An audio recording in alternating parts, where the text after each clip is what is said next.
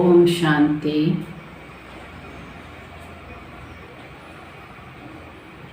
ನಾನಾತ್ಮ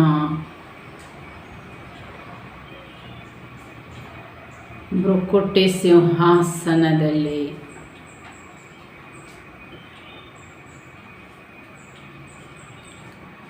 ವಿರಾಜಮಾನನಾದ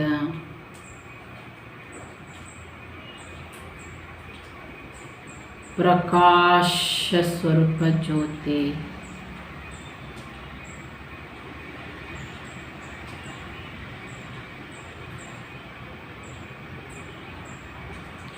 ಬಂಧನ ಮುಕ್ತ ಆತ್ಮ ನಾನು.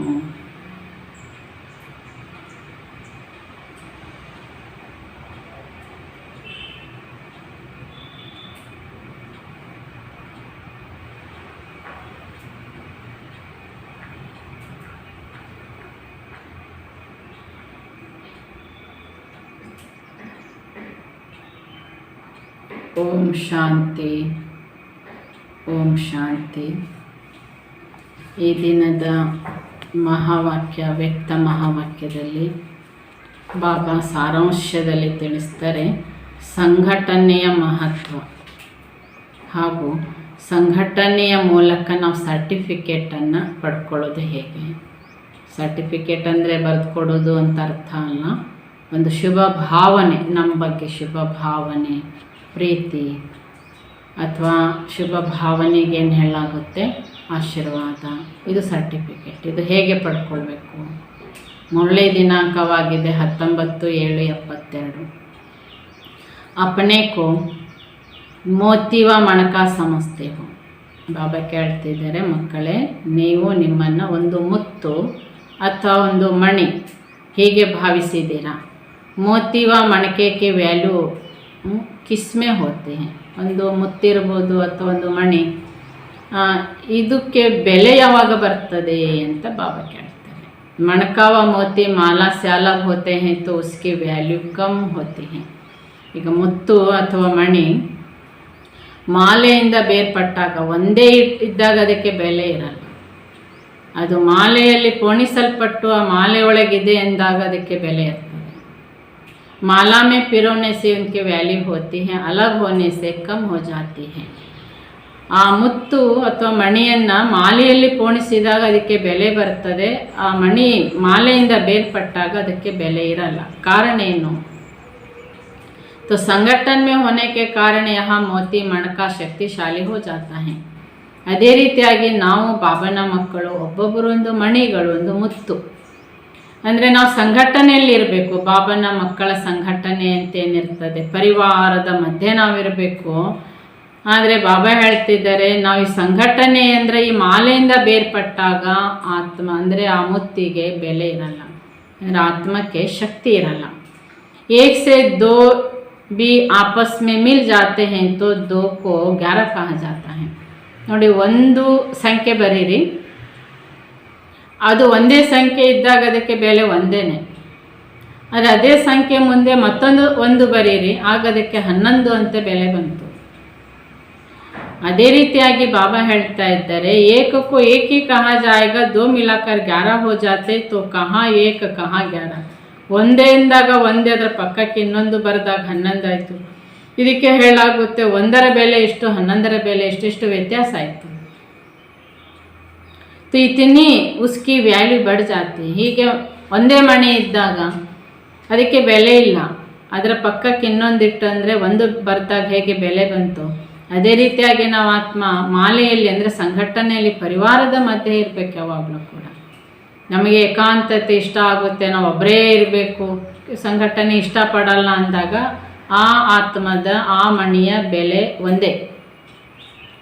तो 2 के बदले 11 कहा जाता. संगठन की शक्ति को प्रसिद्ध करने के लिए ऐसे कहने में आता है.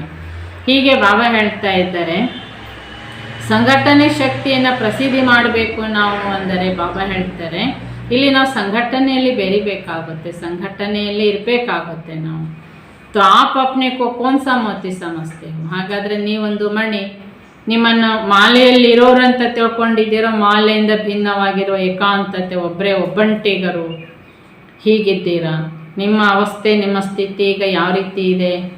ಮಾಲಾ ಕಾ ಮೋತಿ ಹೋ ಯಾ ಇಂಡಿಪೆಂಡೆಂಟ್ ಮೋತಿ ಹೋ, ಮಾಲೆಯಲ್ಲಿರುವ ಮುತ್ತು ಅಥವಾ ಇಂಡಿಪೆಂಡ್ ಆಗಿ ಒಬ್ಬರೇ ಇರುವಂಥ ಮುತ್ತು. अपनी वैल्यू को देखते हुए, अपनी शक्ति को देखते हुए अनुभव करते हो कि हम माला के मणके हैं. ನಿಮ್ಮ ವ್ಯಾಲ್ಯೂವನ್ನು ನೋಡ್ಕೊಳ್ಳಿ. ನೀವು ಮಾಲೆಯಲ್ಲಿದ್ದವರು ಮಾಲೆಯಿಂದ ದೂರ ಇರೋರು, ಒಬ್ಬರೇ ಇರೋರು. ಯಾಕೆ ನಿಮ್ಮ ಬೆಲೆ ಮಾಲೆಯೊಳಗೆ ಇದ್ದಾಗಿರ್ತದೆ. ಒಬ್ಬಂಟಿಗರು ಏಕಾಂತದಲ್ಲಿ ಒಬ್ಬರೇ ಇರಬೇಕು ನಾವು ಅಂತ ಕೆಲವರು ಹಾಗೂ ಮಾಡ್ತಾರೆ. ಹಾಗೆ ಹೆಚ್ಚಿನ ಸೇರೋ ಪ್ರಯತ್ನ ಅನೇಕರು ಮಾಡ್ತಾರೆ.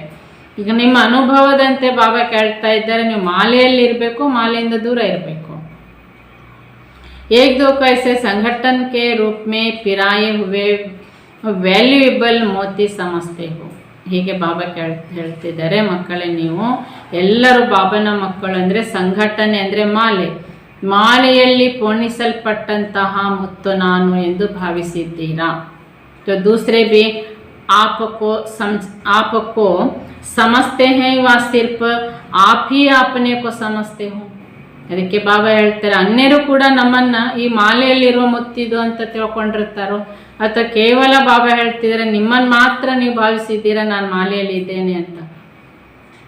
जैसे कोई विशेष करते हैं व कोई भी रीति विजय बनकर आते हैं तो उनको मेडल मिलता है ना. ನೋಡಿ, ಏನಾದರೂ ಲೌಕಿಕದಲ್ಲಿ ಕೂಡ ವಿಶೇಷ ಏನಾದರೂ ಸಾಧನೆ ಮಾಡಿ ವಿಶೇಷ ಕಾರ್ಯ ಮಾಡಿ ಬಂದರೆ ಅವರಿಗೆ ಏನು ಮಾಡ್ತಾರೆ, ಗೌರವ ಸತ್ಕಾರ ಸನ್ಮಾನ ಮಾಡ್ತಾರೆ. ವಿಶೇಷ ಅವರು ಇಂಥ ಸಾಧನೆ ಮಾಡಿದವರು ಅಂತ ಅವ್ರಿಗೆ ಏನು ಮಾಡ್ತಾರೆ, ಮೆಡ್ಲೆಲ್ಲ ಕೊಡ್ತಾರೆ. वैसे ही जो अब तक पुरुषार्थ कर रहे हैं उसका सर्टिफिकेट प्रैक्टिकल में लेने के लिए ही बीच बीच में संगठन होता है. ಅದೇ ರೀತಿಯಾಗಿ ಪ್ರತಿದಿನ ಸಂಘಟನೆಯಲ್ಲಿ ನಾವು ಕೂತಿರಲ್ಲ, ಎಲ್ಲರೂ ದೂರ ದೂರನೇ ಇರ್ತೇವೆ. ಆದರೆ ನಮ್ಮ ವೈಯಕ್ತಿಕ ಪುರುಷಾರ್ಥದ ಸಾಧನೆ ಮಾಡ್ತಾ ಇರ್ತೇವೆ. ಸಂಘಟನೆಯಲ್ಲಿ ಸೇರಿದಾಗ ಅಲ್ಲಿ ಏನು ವಿಶೇಷ ನೀವು ಪುರುಷಾರ್ಥ ಮಾಡಿ ವಿಶೇಷ ಅನುಭವಿ ಆಗಿದ್ದೀರಿ ಅಂತ ಅಲ್ಲಿ ಏನಾಗ್ತದೆ, ಅನುಭವಗಳನ್ನು ಹಂಚ್ಕೊಳ್ತಿರ್ತವೆ. ಅಂದರೆ ಸಂಘಟನೆಯಲ್ಲಿ ಸೇರಿದಾಗ ಅನೇಕರ ಅನುಭವಗಳು ನಮಗೆ ಸಿಗ್ತದೆ. तो इस संगठन में हर एक ने अपना संगठित रूप में चलने का संगठन के शक्ति के वैल्यू का मेडल लिया है.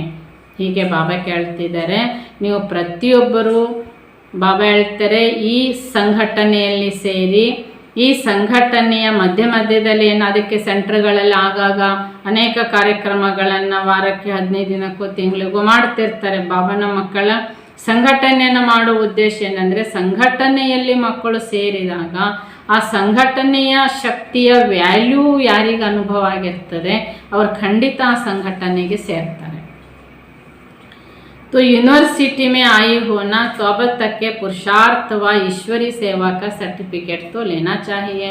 ಹೀಗೆ ಬಾಬಾ ಹೇಳ್ತಾರೆ, ಈ ರೀತಿ ಬಾಬನ ಮನೆಯ ಕಾರ್ಯಕ್ರಮಗಳಂದರೆ ಸಂಘಟನೆಗೆ ಸೇರುವುದು ಅಂದ್ರೇ ಬಾಬಾ ಹೇಳ್ತಾರೆ ಈ ಯೂನಿವರ್ಸಿಟಿಯ ಸರ್ಟಿಫಿಕೇಟನ್ನು ನೀವು ಪಡ್ಕೊಳ್ಳೋದು ಅಂತ ಅರ್ಥ.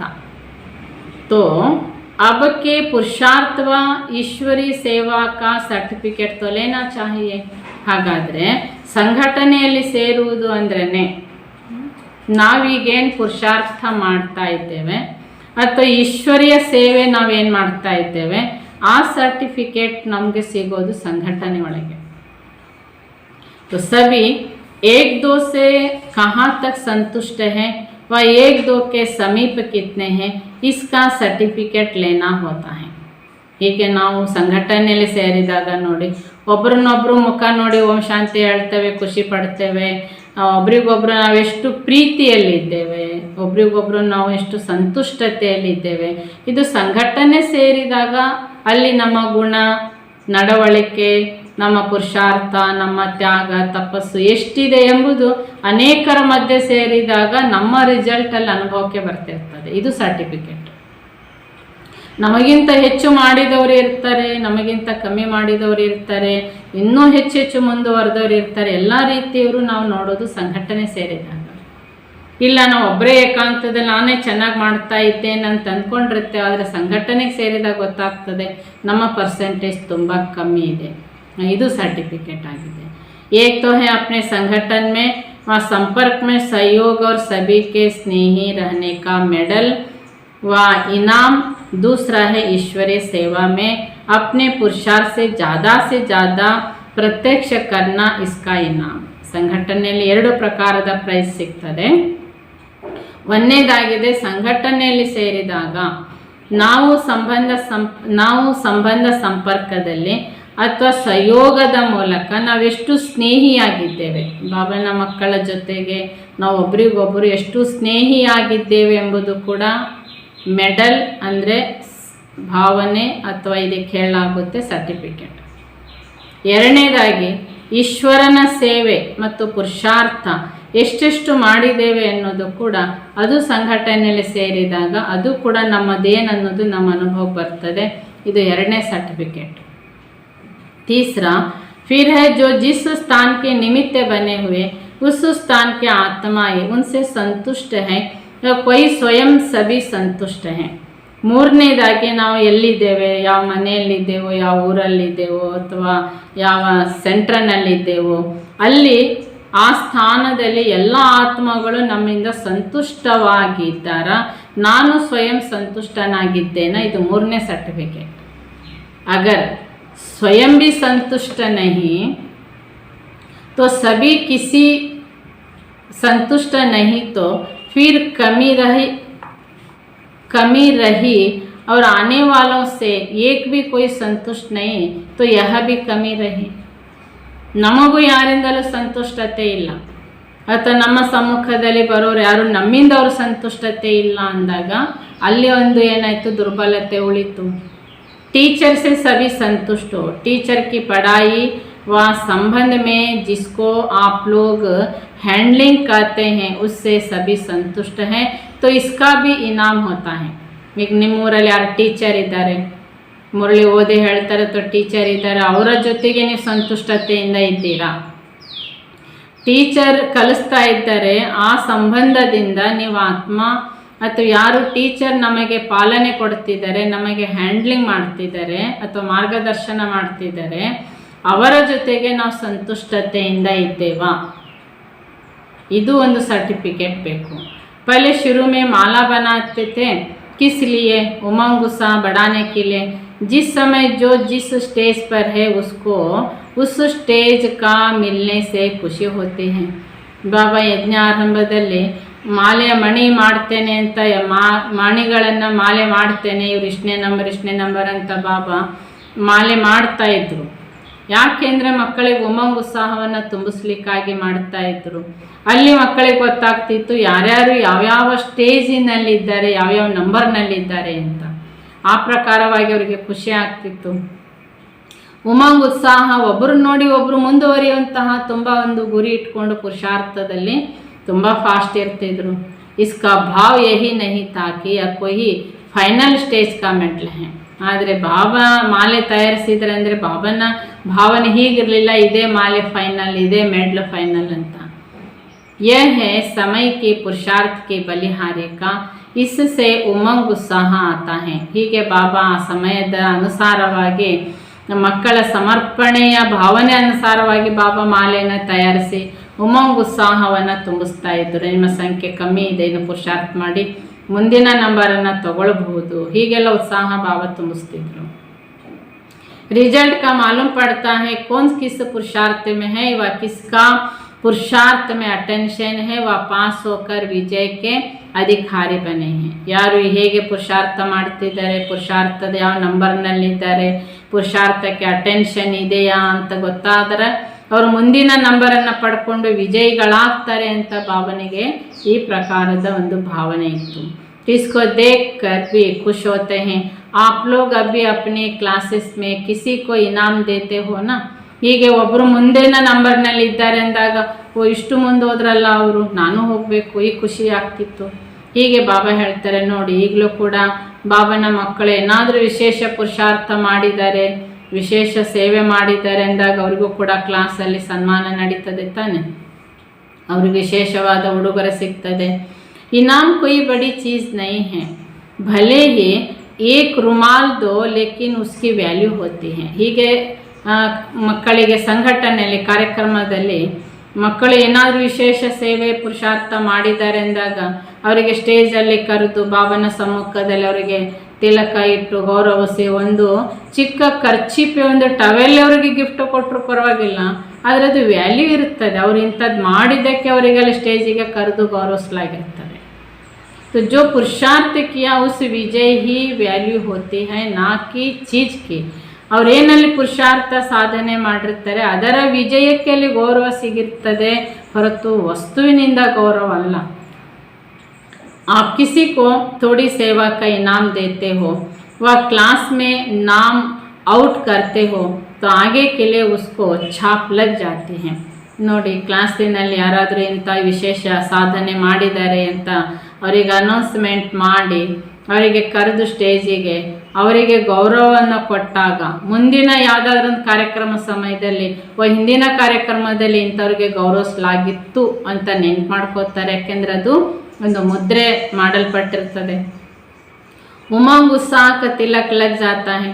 ಅಥವಾ ಯಾರು ಆ ಭಾಗ್ಯವನ್ನು ಒಂದು ಸನ್ಮಾನ ಪಡೆದಿರ್ತಾರೆ ಅವ್ರಿಗೂ ನೆನಪಾಗ್ತದೆ, ಹಿಂದಿನ ಕಾರ್ಯಕ್ರಮದಲ್ಲಿ ನನಗೆ ಗೌರವ ಮಾಡಲಾಗಿತ್ತು, ನನಗೆ ಸನ್ಮಾನ ಮಾಡಲಾಗಿತ್ತು ಅಂತ. ಅಲ್ಲಿ ಅವರಿಗೆ ಖುಷಿ ಉತ್ಸಾಹ ನೆನಪಾಗ್ತದೆ. तो कोई तो ವಿಶೇಷ ಆತ್ಮಾಯಿ ಬಿ ವಿಶೇಷ ಕರ್ತವ್ಯ ಕರ್ತೆ ಹೈನಾ. ಹೀಗೆ ಕೆಲವು ಒಂದು ವಿಶೇಷ ಆತ್ಮಗಳು ವಿಶೇಷ ಕರ್ತವ್ಯಗಳನ್ನು ಮಾಡ್ತಾ ಇರ್ತಾರೆ. फिर भी निमित्त बने हुए हैं, जरूर कोई संगठन कोई श्रेष्ठता व विशेषता है, तब तो ड्रामा अनुसार समर्पण होने के बाद, सर्वस्व त्यागी बनने के बाद औरों की सेवा के लिए निमित्त बने होना. ಹೀಗೆ ಆದರೂ ಕೂಡ ಬಾಬಾ ಸೇವೆಗೆ ಮಕ್ಕಳನ್ನು ನಿಮಿತ್ತ ಮಾಡಿರ್ತಾರೆ. ನೋಡಿ, ಅವಶ್ಯ ಸಂಘಟನೆಯಲ್ಲಿರ್ಬೋದು ಅಥವಾ ವಿಶೇಷ ಕರ್ತವ್ಯ ಮಾಡಿರ್ತಾರೆ, ಡ್ರಾಮಾ ಅನುಸಾರವಾಗಿ ಸಮರ್ಪಣೆ ಆಗಿರ್ತಾರೆ, ಸರ್ವಸ್ವ ತ್ಯಾಗಿ ಆಗಿರ್ತಾರೆ. ಆ ಕಾರಣಕ್ಕೆ ಅವರು ಅನೇಕರ ಸೇವೆಗೆ ನಿಮಿತ್ತರಾಗಿರ್ತಾರೆ, ಅನೇಕರ ಸೇವೆಯನ್ನು ಮಾಡ್ತಿರ್ತಾರೆ. ಹರೇಕ್ ಮೇ ಕೊಯ್ ವಿಶೇಷತಾ ಜರೂರ್ ಹೇ. ಹೀಗೆ ಬಾಬನ ಮಕ್ಕಳು ಅಂದರೆ ಪ್ರತಿಯೊಬ್ಬರಲ್ಲಿ ಒಂದಿಲ್ಲೊಂದು ಪ್ರಕಾರದ ವಿಶೇಷತೆ ಇರ್ತದೆ. ಏಕ್ ದೋ ಕಿ ವಿಶೇಷತಾ ಕಾ ಭಿ ಏಕ್ ದೋ ಕೋ ಪರಿಚಯ ಹೋನಾ ಚಾಹಿಯೇ. ಹೀಗೆ ನಾವು ಸಂಘಟನೆಯಲ್ಲಿ ಸೇರಿದಾಗ ಎಲ್ಲ ವಿಶೇಷತೆ ಹೊಂದಿದ ಮಕ್ಕಳ ಸಂಘಟನೆ ಅದಾಗಿರ್ತದೆ.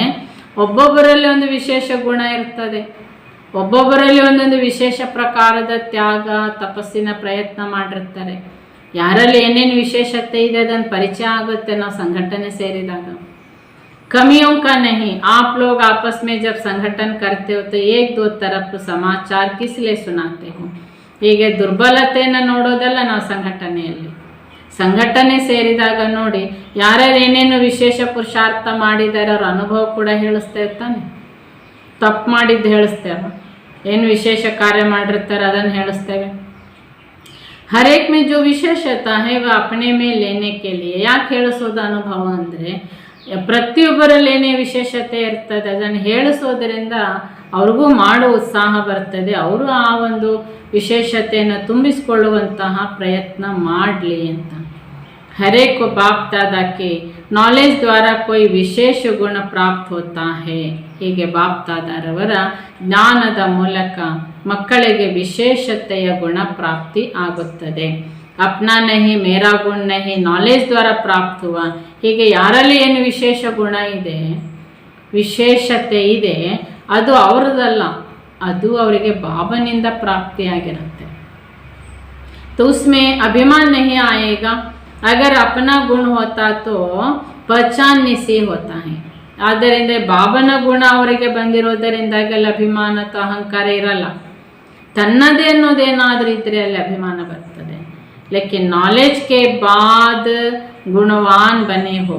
पहले तो भक्ति में गाते थे कि हम निर्गुण हारे में कोई गुण नहीं. ಹೀಗೆ ಜ್ಞಾನ ಪಡೆದ ನಂತರ ನಾವು ಗುಣಧಾರಿಯಾಗಿದ್ದೇವೆ. ಬಾಬಾ ನಮಗೆ ಗುಣಗಳನ್ನು ಕಲಿಸ್ತಾ ಬಂದಿದ್ದಾರೆ. ಯಾಕೆಂದ್ರೆ ನಾವು ಭಕ್ತಿಯಲ್ಲಿದ್ದಾಗ ನಾವು ಅಲ್ಲಿ ದೇವತೆಗಳ ಮುಂದೆ ಹೇಳ್ತಾ ಇದ್ವಿ, ಹೇ ದೇವಿ, ಹೇ ಭಗವಂತ, ನನ್ನಲ್ಲಿ ಯಾವ ಗುಣ ಇಲ್ಲ, ನನಗೆ ಒಳ್ಳೆ ಗುಣ ಕೊಡು ಕೇಳ್ತಿದ್ವಿ.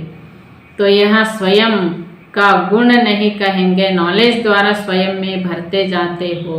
ಹೀಗೆ ನಮ್ಮೊಳಗೇನು ವಿಶೇಷ ಗುಣ ಇದೆ, ಜ್ಞಾನ ಇದೆ, ಇದು ನಮ್ಮದಲ್ಲ. ಭಗವಂತ ನಮಗೆ ಈ ಗುಣಗಳನ್ನು ಈ ಜ್ಞಾನದ ಮೂಲಕ ತುಂಬಿಸಿದ್ದಾರೆ.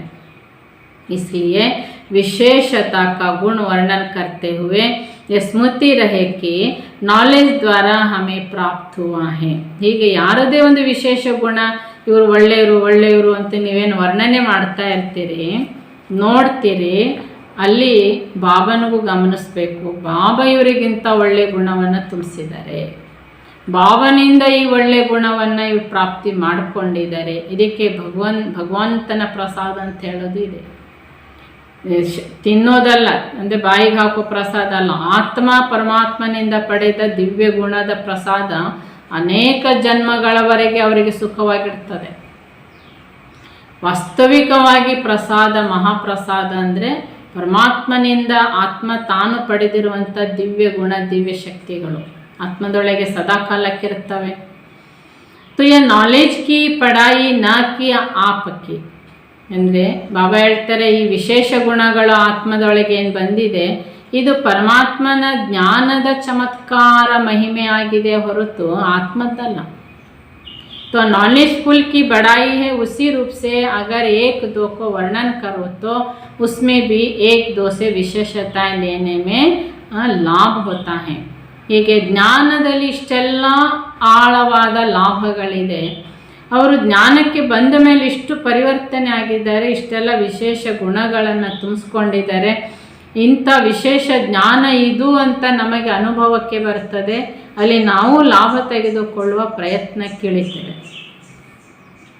पहले आप लोगों का यह नियम चलता था कि अपने वर्तमान समय व ಸೂಕ್ಷ್ಮ ಪುರುಷಾರ್ಥ ಕ್ಯಾ ಹೈ ಇಸ್ಕಾ ವರ್ಣನ್ करते थे. ಮೊದಲೆಲ್ಲ ಬಾಬಾ ಈ ರೀತಿಯಾಗಿ ಮಕ್ಕಳಿಗೆ ಪತ್ರ ಬರೀಲಿಕ್ಕೆ ಹೇಳ್ತಾ ಇದ್ರು, ಅಥವಾ ಸಂಘಟನೆ ಸೇರಿದಾಗ ಅನುಭವ ಹೇಳಿಸ್ತಾ ಇದ್ರು. ವರ್ತಮಾನ ಸಮಯದಲ್ಲಿ ಏನು ಪುರುಷಾರ್ಥ ಮಾಡ್ತಾ ಇದ್ದೀರಿ, ವಿಶೇಷ ನಿಮ್ಮ ವೈಯಕ್ತಿಕ ಪ್ರಯತ್ನ ನಿಮಗೋಸ್ಕರ ನೀವೇನು ಮಾಡ್ತಿದ್ದೀರಿ ಅದನ್ನು ಹೇಳಿಸ್ತಾ ಇದ್ರು. ಅದನ್ನು ಕೇಳಿದವರು ವರ್ಣನೆ ಮಾಡ್ತಾ ಇದ್ರು, ನಾವು ಹೀಗೆ ಮಾಡಬೇಕು. तो ऊपर की बात नहीं, लेकिन सूक्ष्म कमजोरियों पर भी किस पुरुषार्थ से विजय पा रहे हैं. ಈ ಪುರುಷಾರ್ಥ ಸೂಕ್ಷ್ಮವಾಗಿ ಅವ್ರು ಏನು ಮಾಡ್ತಾ ಇದ್ರು, ಯಾಕೆ ಮಾಡ್ತಾ ಇದ್ರು ಅಂದರೆ, ಯಾಕೆ ಮಾಡಬೇಕು ಅಂತ ಬಾಬಾ ಹೇಳಿಸ್ತಾ ಇದ್ರು ಅಂದರೆ, ಸೂಕ್ಷ್ಮವಾದ ದುರ್ಗುಣ ದುರ್ಬಲತೆಗಳ ಮೇಲೆ ವಿಜಯವನ್ನು ಪಡೀಲಿಕ್ಕಾಗಿ ಈ ಪುರುಷಾರ್ಥ ಮಾಡ್ತಾ ಹೋದ ಹಾಗೆ ದುರ್ಗುಣ ದುರ್ಬಲತೆ ಮೇಲೆ ವಿಜಯ ಸಿಗ್ತದೆ. वहाँ एक दो में वर्णन करते थे, वो ನಾನೇ ಪುರುಷಾರ್ಥ ಮಾಡಿದ್ದಕ್ಕೆ ನಾನು ಇದನ್ನು ಗೆಲ್ಲಿಕ್ಕಾಯ್ತು, ನಾನು ವಿಜಯ ಪಡೀಲಿಕ್ಕಾಯ್ತು, ಈಗ ಅನುಭವ ಹೇಳ್ತಾರೆ ಬಾಬನ ಮಕ್ಕಳು. ಬಾಬಾ ಸಾಕಾರದಲ್ಲಿ ಬ್ರಹ್ಮ ಬಾಬಾ ಹೀಗೆ ಅನುಭವ ಹೇಳಿಸ್ತಾ ಇದ್ರು. तीसरे एक दो का परिचय होने के कारण जिसमें जो विशेषता है उसका वर्णन होने से ऑटोमेटिकली उसकी कमजोरी तरफ अटेंशन कम हो जाएगा, ವಿಶೇಷತಾ ತರಫಿ ಅಟೆನ್ಷನ್ ಜಾಯೇಗ. ಈ ರೀತಿಯಾಗಿ ನಾವು ಅನ್ಯ ಆತ್ಮಗಳ ಅನುಭವವನ್ನು ಕೇಳಿದಾಗ, ಅವರು ವಿಶೇಷ ಪುರುಷಾರ್ಥದ ಪ್ರಯತ್ನ ಏನು ನಡೀತಾ ಇದೆ ಅಂತ ನಾವು ಅನುಭವ ಕೇಳಿದಾಗ, ಅವರ ಪರಿಚಯ ನಮಗಾದಾಗ, ಅಲ್ಲಿ ವಿಶೇಷತೆ ವರ್ಣನೆ ಕೇಳ್ತಾ ಹೋದ ಹಾಗೆ ಆಟೋಮೆಟಿಕಲಿ ದುರ್ಬಲತೆಯ ಬಳಿಗೆ ಅಟೆನ್ಷನ್ ಕಮ್ಮಿ ಆಗುತ್ತೆ. ಈ ವಿಶೇಷತೆ ಬಳಿಗೆ ಅಟೆನ್ಷನ್ ಕೊಡುವುದರಿಂದ ಅಲ್ಲಿ ನಮ್ಮ ದುರ್ಬಲತೆಗಳು ಕೂಡ ಕಮ್ಮಿ ಆಗ್ತವೆ. ಆಪಸ್ ಮೇ ಐಸೆ ಸೂಕ್ಷ್ಮ ರೂರಿಹಾನ್ ಕರ್ತೈತೆ. ಮೊದಲೆಲ್ಲ ಸಾಕಾರದಲ್ಲಿ ಬ್ರಹ್ಮ ಬಾಬಾ ಇದ್ದಾಗ ಅಲ್ಲಿ ಅವ್ರದ್ದೇನಾಯಿತು ಇವ್ರದ್ದೇನಾಯಿತು, ಅವ್ರು ಹೇಗೆ ಇವ್ರು ಹೇಗೆ, ಈ ಪ್ರಶ್ನೆ ಇಲ್ಲ, ಈ ಮಾತಿಗೆ ಅವಕಾಶನೇ ಇಲ್ಲ. ವಿಶೇಷ ಪುರುಷಾರ್ಥ ಏನು ಮಾಡ್ತಾ ಇದ್ದೀರಿ, ಏನು ಮಾಡಿದ್ದೀರಿ, ಇದು ಅನುಭವ ಹಂಚ್ಕೊಳ್ತಾ ಇದ್ರು ಅಲ್ಲಿ ಒಬ್ರಿಗೊಬ್ರು ಸೇರಿದಾಗ. ಇದಕ್ಕೆ ಆತ್ಮಿಕ ಸಂಭಾಷಣೆ ಎಂದೇ ಕರೆಯಲಾಗ್ತದೆ. तो इससे लाभ बहुत होता है. एक दो को वर्तमान समय के पुरुषार्थ की विशेषता ही आपस में वर्णन करो तो भी अच्छा वातावरण रहेगा. ಇದರಿಂದ ತುಂಬ ಲಾಭ ಆಗ್ತಾ ಇತ್ತು. ಒಂದು ವ್ಯರ್ಥತೆಯಿಂದ ಮುಕ್ತ ಆಗ್ತಿದೆ. ಒಬ್ರಿಗೊಬ್ಬರ ಆತ್ಮಿಕ ಉನ್ನತಿಯ ಪುರುಷಾರ್ಥದ ವಾರ್ತಾಲಾಪವೇ ಮಾಡುವುದರಿಂದ ವಾತಾವರಣದಲ್ಲಿ, ಬಾಬನ ಮನೆಯ ವಾತಾವರಣದಲ್ಲಿ ಬಹಳ ಶಕ್ತಿ ಪ್ರಾಪ್ತಿ ಆಗ್ತದೆ, ಅಲ್ಲಿ ಶಕ್ತಿ ತುಂಬುತ್ತದೆ.